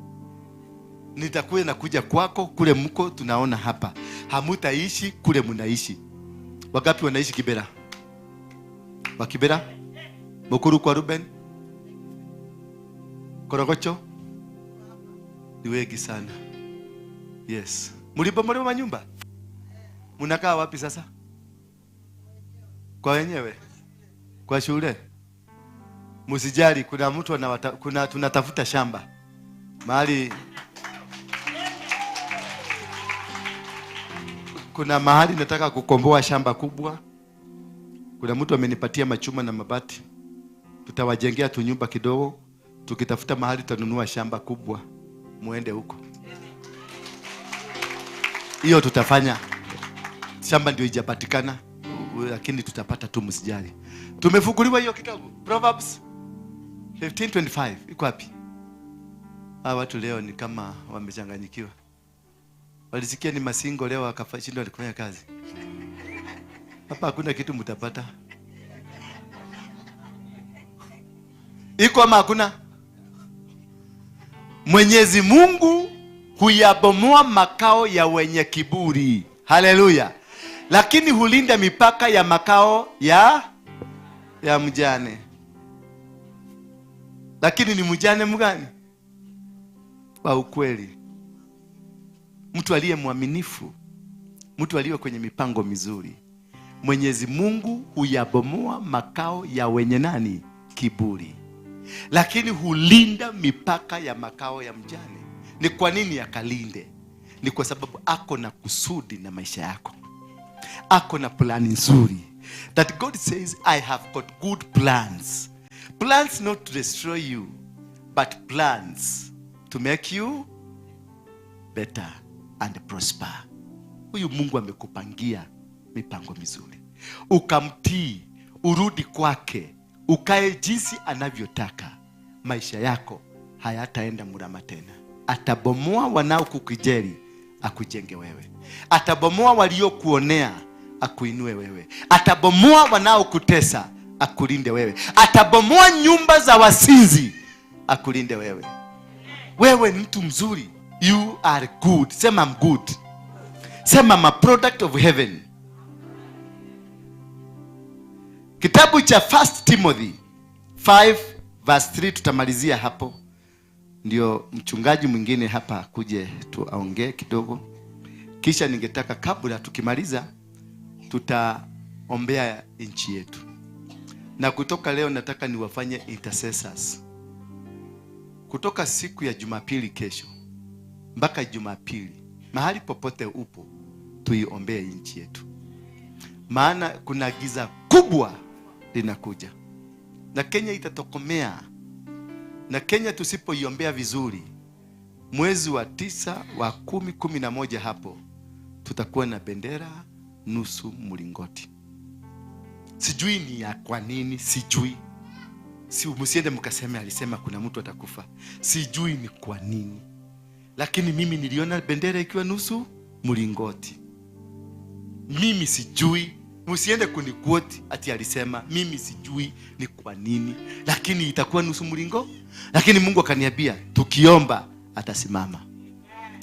Waheshimu wanawake wajane walio wajane wa kweli.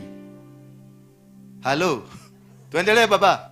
Waheshimu. Lakini mjane aliye na watoto au wajukuu, hao wanapaswa kujifunza kutimiza wajibu wao wa kidini kwa jamaa zao wenyewe, na hivyo kuwalipa wazazi wao na wazee wao, kwani hilo ndilo jambo la kupendeza mbele za Mungu.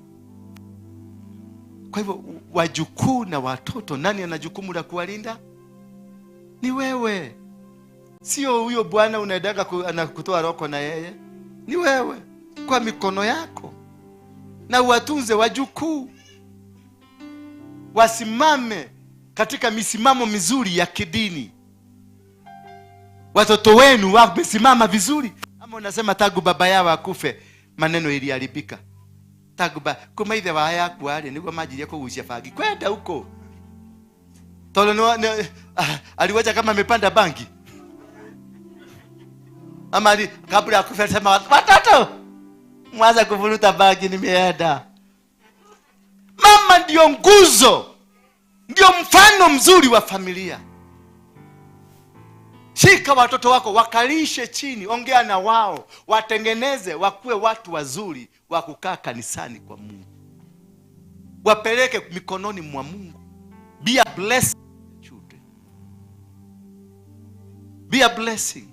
Bariki watoto wako kwa msaada mzuri. Wafundishe mafundisho, tabia zako ziwe za nini? Mwanamke mjane wa kweli asiye na mtu wa kumsaidia, amemwekea Mungu tumaini lake na huendelea kusali na kumwomba msaada usiku na mchana. Hana mume wa kumsaidia, amemwekea, amemtegemeza, mambo yake yote amempatia Mungu usiku na mchana. Kazi yake ni kusali. Sio kuomba, sio kwenda kwa ofisi za serikali, ni kupiga magoti. Mungu atakujengea nyumba ya ghorofa. Ukapiga magoti atakupatia shamba kubwa. Ukipiga magoti atatuma watoto wako wataenda Amerika, watakutumia pesa. Ukipiga magoti utapata baraka zinafunguka, milango yako inafunguka. Sio kwenda kuombaomba. Funga mlango wa kuombaomba, mtegemee Mungu, kaa jinsi Mungu anavyotaka. That is all what God needs from you. Twende ikai, tafuteni Mungu huyu. Wacha kukimbia kwa nabii huyu, unakimbia kwa nabii huyu. Chagua nabii mmoja ambaye utakaa chini kwake, akuwe baraka kwako. Na usiende kutafuta nabii kwa sababu ulimuona kwa YouTube, ama kwa sababu ulimuona kwa Facebook, ama kwa sababu anaitwa Dora Waroigi. Hapana, muulize Mungu. Abrahamu alipoambiwa aende mlima Moraya, alipofika Moraya alikaa chini siku 3 akingojea the next order. Don't rush to a church because umesikia imetengenezwa vizuri. Don't rush to a church kwa sababu unasikia mhubiri huyo ulimuona kwa YouTube ama mliona. Hapana. Chunguza kwanza, mimi ni nani? Chunguza ni Mungu mgani ninayemfuata. Chunguza kama hii pesa zote nimefanya ni za Illuminati ama ni za LGBTQ. Kuna watu hapa bishop wakubwa ni wa LGBTQ. Wengine ni Illuminati. Na ndio mmewakimbilia. Sisemi ni nani, msiende kusema alisema ni fulani, hapana. Lakini wapo ninawajua. Walikuja hapa kunibembeleza kuniambia ni wajoin. Nikakataa, nikaambia nitafanyika chairman wa LGBTQ Kenya mzima, Afrika mzima. Nikaambia no. I have boys. Na hao boys walitoka kutoka kwa nguvu yangu, nilikamata mama. Tukazaa. Sasa unataka kijana wangu akamata nani? Akamatwe ndio azae.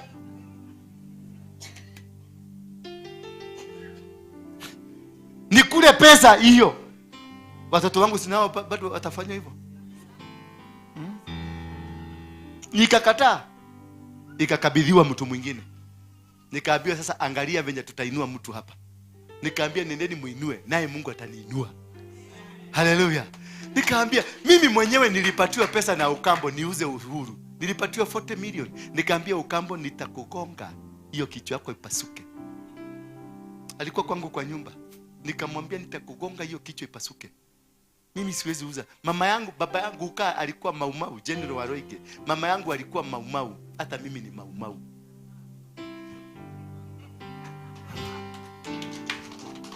Negwa. Usiwahi uza nchi yako. Never ever sell your country. Never sell your pride. Never sell your body. Never sell your children. They are treasure. Mimi kwa sababu nilikuwa mwanaume muhanyaji. Sema kuhanya. Mimi nilikuwa mwanaume muhanyaji. Na nilijaliwa kupata kwenye uhanyaji, nilijaliwa kupata watoto 21. Sema 21. Watatu tu ndio wa bibi mmoja. Wengine ni moja moja. Nilienda wote nikawachukua. Nikawalete kwangu. Saizi ni mapilot Amerika, wako Japan, wako Australia, wako wametapakaa dunia mzima. They are geniuses. Bwana Yesu asifiwe sana. Kwa hivyo hakuna mtu nilidhulumu. Ujangili yangu ndio nilifanya ujangili, lakini nilirekebisha makosa yangu. Ninajua umekuwa na tabia mbaya na una uwezo wa kurekebisha tabia zako. Una uwezo wa kubadilisha. Una uwezo wa kufanyika chombo ambacho Mungu atakitumia. Bwana Yesu asifiwe sana. Usijali na yale uliyoyatenda. Uko na nafasi tena ya kurudi kwa Mungu. Uko na nafasi ya kumwambia Mungu nishike mkono. When nilijua mambo ambayo nilikuwa nikifanya ni vibaya, nilirudi kwa hao wa mama. Nikakuta wameolewa, nikawauliza, unaweza kunikubalisha nibebe huyu mtoto? Ndio yule mkate unakuliwa kwangu na wale wengine pia na yeye akule. Wengine walijaribu kukataa, walipokataa nikakondoa jito. Nikamwambia unakumbuka mimi ni nani? Akaniambia basi leta mtoto. Na kuna wengine walikubali vizuri wakaniambia chukua mtoto. Kwa sababu hakuna kitu kilicho na laana. Watoto wale wengine wanakula vizuri kwako kwa nyumba. Na yule mwingine yako Kibera akiuliza na aliko rofa fare moyo. You will never succeed in life. It is the same na yule ambaye alichukua mtoto akatoa kwa tumbo, akarusha, akakuliwa na kijibwa, ama akarusha ndani ya choo. Hivyo ndivyo hatima yako iko ndani ya choo. If there is any child ambaye analia, ama bwana yako ama mtu ambaye alikuwa boyfriend yako ambaye alizaa huko, ukamwambia huyo mtoto asikuje hapa, laana itakupata we mama. Encourage your husband. Wale ambao watafanikiwa, ukimkuta hako na watoto, usiende kupiga watoto wale. Nende muenekali, chukua watoto wako walete. Wachukue ni kama wakwako. Maana hawa watoto kuna baraka ya watoto ambayo inakuja kwako. Bwana Yesu asifiwe sana. Encourage them. If you're a woman, tell your husband. Hata ukasikia alienda, sisi ni watu tuko weak. We are weak vessels. Tuko weak. Kuna sasa unaweza kunianjia kufanya hivi, unaweza kufanya hivi. You know what? Utaona hata mimi nimeanza kutembea ni kama center board imekatika. Na nimetoka tu hapa kwa mahubiri. Utaona nimeanza kutembea aje? Ndio naonaga tunahitaji security pale. Si security wakora wasikuje. Ni security mama usikuje huko. Utanikuta when I'm so weak, vulnerable. Na nitakwambia hi babe. Nao niambie, you have preached well. Man of God, you are so blessed. Nikwambie hallelujah. I'm feeling hot. Kutoka hapo tunaambia na Serena kikombe ya chai. Kutoka Serena kikombe ya chai wapi? Tukule lunch Naivasha. Kutoka hapo, hiyo ni historia ingine. Maneno inaharibika. We are all weak. More especially men of God are weak. Very weak, because attacks zile zinakuja saa hizi. Unaona hivyo naongea, zile attacks zinakuja zinanigoga. Ni mingi hapa. Sio namba kama wamesima stima. Ndio wanione vizuri nikiwa kwa giza. Bwana asifiwe. Sasa nataka nisimamie hapo, ndio mpate nafasi nyingine. Kwa wale ambao hawakuwa wamesalimiana wasalimiane. Lakini ningetaka kuuliza tu hili jambo. Kama uko mahali hapa na hiyo mahubiri imekuguza, umeona unahitaji Mungu, unahitaji kurudi kwa Mungu, najua umeokoka, lakini umegundua nilikuwa nimeondoka kwa mikono ya Mungu, simama na miguu yako tu. Simama na usiogope. Ungetaka kurudi mikononi, utubu dhambi zako, useme God, nataka kutoka leo unishike mkono. Nimekujua mimi ni nani na ninakuhitaji. Simama tu kwa miguu yako, nikuombee tena, nikuregeshe mikononi mwa Mungu, na utaona jinsi Mungu ataanza kufanya kazi kubwa kwako. Usimwangalie huyo neighbor mko na yeye, maana safari ni ya kwako. The journey is between you. Tuhame kule. Tuhame tu. Tuhame. Kuja. Kujeni. Nawauliza. Kujeni. Wewe ambao umejiita mjane na si mjane, umekuwa ukora, kuja hapa. Kuja tu hapa mbele. Unahisi kwamba sijakuwa kamika bika. Kuja tu. Unasikia kwako you need God. This is the time nahitaji huyu Mungu. Huu ndio wakati nahitaji kutembea tena na Mungu. Simaanishi hujaokoka, nakwambia this is the time I need God. Kuja tu, amka.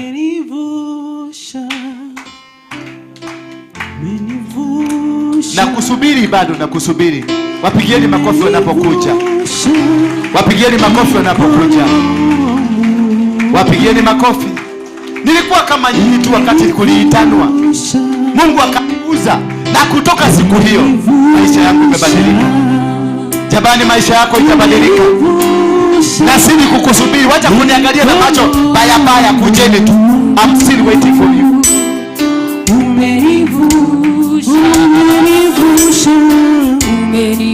Hebu ngoja kidogo. Nimesema hivi, na labda hamkunisikia vizuri.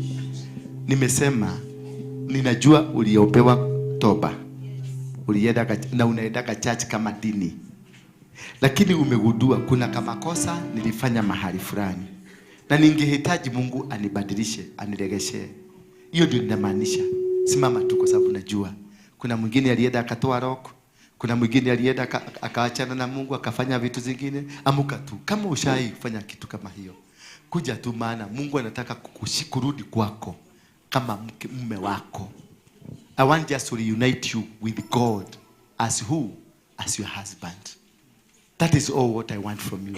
Simameni tu, simameni. Najua mko wengi. Na muache uoga. It is a call from heaven. Kujeni tu. Ndio hiyo changamoto unaipitia, maana hiyo ndio chanzo ya changamoto unaipitia. Kuja tu, simama tu kwa miguu yako. Usiogope. Tunakujua unaenda kanisa. Tunakujua hata pastor anakujua kwa jina. Lakini maneno ile umefanya si maneno mzuri. Kule biguni inalia. Naweza kuwa si mbaya kwa binadamu, lakini biguni ina complain. I'm waiting for you. Ninajua mko wengi. Kwanza hapa kuko na wengi sana. Kuja tu. Ni Mungu anakuita, si mimi. I'm not calling you. Na sikuiti ati ukuje hapo kuwa wa kanisa hii. Nakuita kwa sababu nasikia kule biguni inasema kuna watu ninataka kuconnect na baraka zangu. Lakini wakuje wakiri ile maneno wamefanya, na mimi nitawaconnect. And you will be connected to the favor of God. you'll be connected to the love of God. Tafadhali amuka tu, nakusubiri tu, amuka tu. Fungeni macho yenu, inamisha kichwa chenu, inua mkono wako kama ungetaka Yesu akuje kwako. Wewe ambao ulikuwa unaogopa wasikuone, inua sasa mkono hawakuoni. Basi simama. Wewe umeinua mkono, simama tu.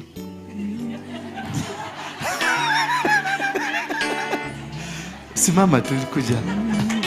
Simama kule. Simama huko. Kule alikuwa ameinua mkono, kuja tu. Kuja. Kuna alikuwa ameinua mkono hapa, kuja. Kujeni, Mungu akubariki. Wapigieni makofi wanapokuja. Wapigieni makofi mazuri. Wapigie makofi mazuri wanapokuja, wanapofunguliwa, wanapoachiliwa. Ninakemea pepo lililokukamata, achiliwa katika jina la Yesu Kristo. Umenivusha, umenivusha, umenivusha mikono wangu, umenivusha, umenivusha, umenivusha, umenivusha, Baba mikono wangu, umenivusha, Bwana umenibeba, umenibeba, miaka zile na sasa, Baba umenibeba, Bwana umenibeba,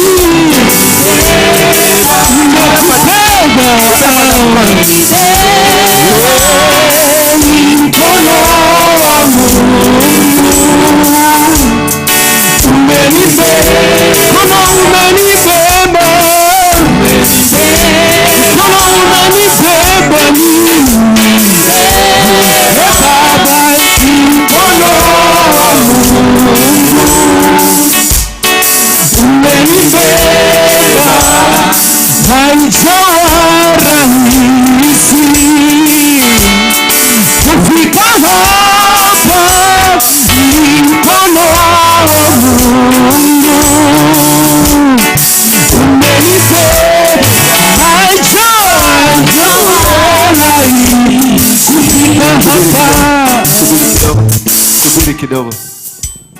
Uko mahali hapa, nasikia Mungu ananiambia uko mahali hapa, si kwa ubaya. Ulifikiria ni Mungu unatafuta, lakini ulijikuta kwa mganga. Lakini kwako ulikuwa unafikiria ni Mungu unatafuta. Ulikuwa umesukumwa mpaka ukajikuta kwa mikono ya waganga na manabii ambao ni definer ambao walikupelekea kwa uganga. Inua mkono wako kama uko mahali hapa, sababu kuna kitu walikubebesha kinakusumbua mpaka saa hizi, kimelete mpaka mauti kwako. Inua tu mkono wako juu, inua tu, usiaibike, usiaibike. It is God that is speaking. Ako pande gani? Oh, kujeni, wapigieni makofi.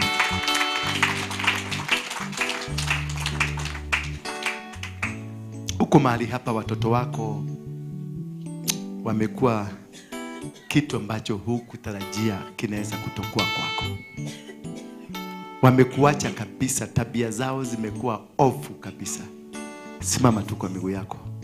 Kuna kitu ulifanya wewe kimechangia watoto wako kukua hivyo. Simama tu kwa miguu yako. Yes, tujoin hapa. Kuja tu. Nitasimama kwa neno lako Bwana, nakubaliana na neno lako Bwana. Ngoja kidogo. Kuna mtu hapa uliitwa uwe mtumishi wa Mungu, lakini kwa sababu ya mambo ambayo umeyapitia, huo utumishi ni kama umekufa. Uliitwa ukuwe mtu ambaye ni servant, either kupitia kwa nyimbo, mahubiri, or somebody to serve in the kingdom. Just come, stand up. Ni wengi, ni karibu 5. Kuja tu. Ni wengi. Kujeni tu, maana siku ya leo ni siku ya uregesho. Vipawa zenu zitarudishwa. Nguvu zenu zitarudishwa. Mamlaka yenu yatarudishwa. Njoni hapa tu. Sogea hapa, sogea tu kabisa, sogea huko ndani. Sogea ndio wengine wapate nafasi huko ndani. Sogea tu hapa ndani. Sogea tu, sogea. Kanyumba ketu ni kadogo, msijali, next time tutakuwa na nyumba kubwa.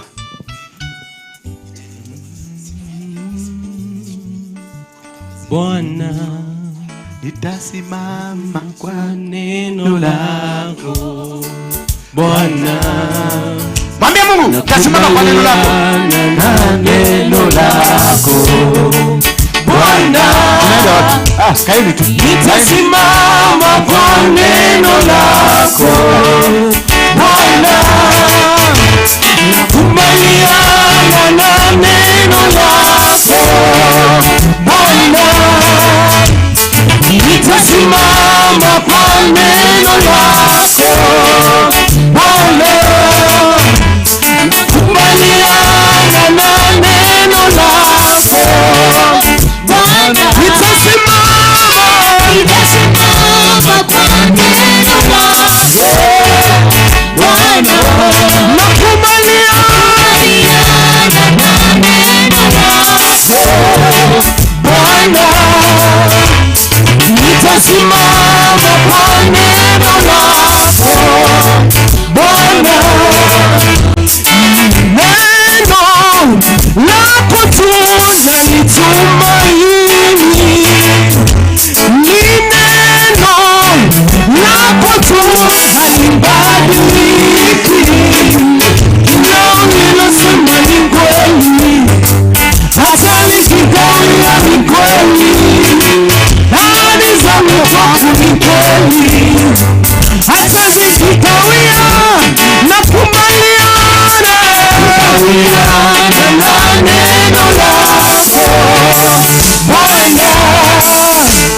Nitasimama kwa neno lako Bwana.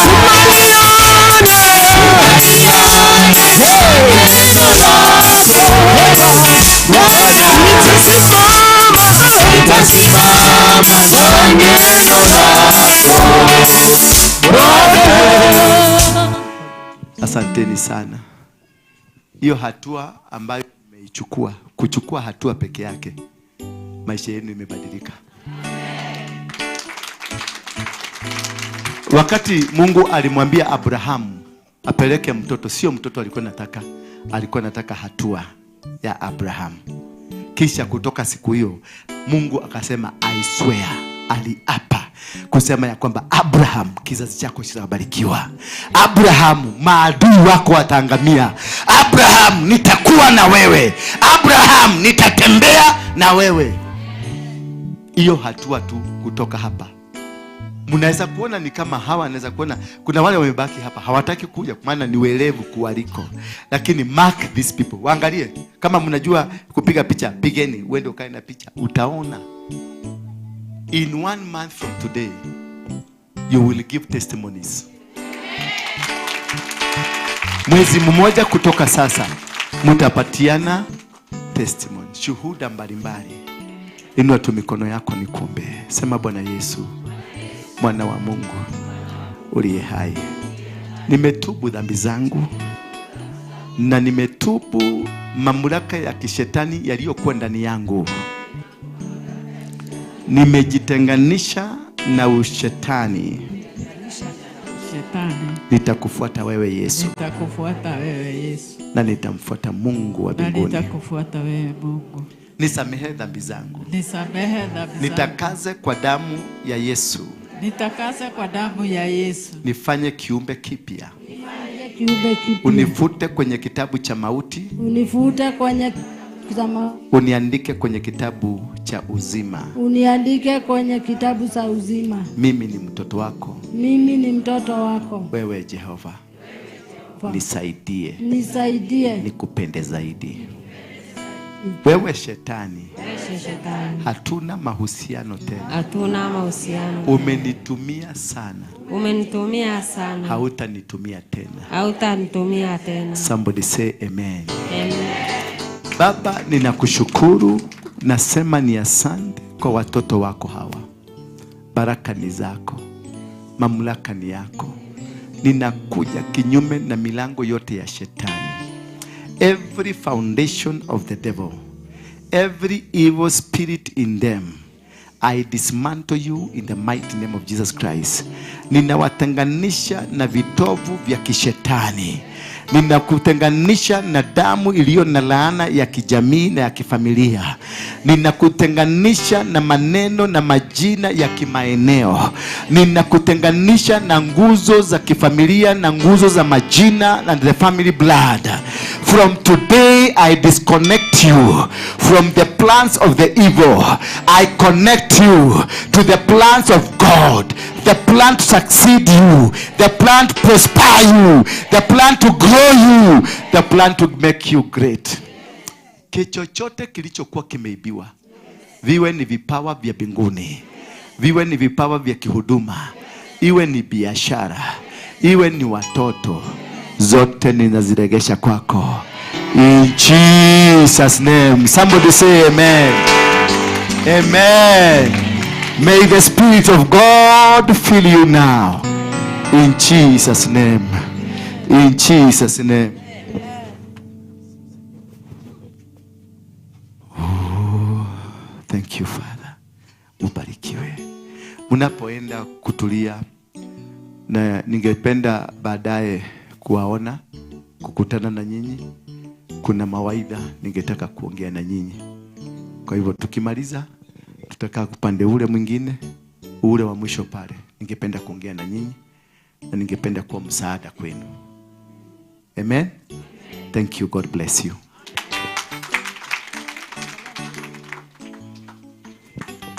Baliana na neno lako Bwana, nitasimama kwa neno lako Bwana. Nakubaliana na neno lako Bwana, nitasimama kwa neno lako Bwana. Nakubaliana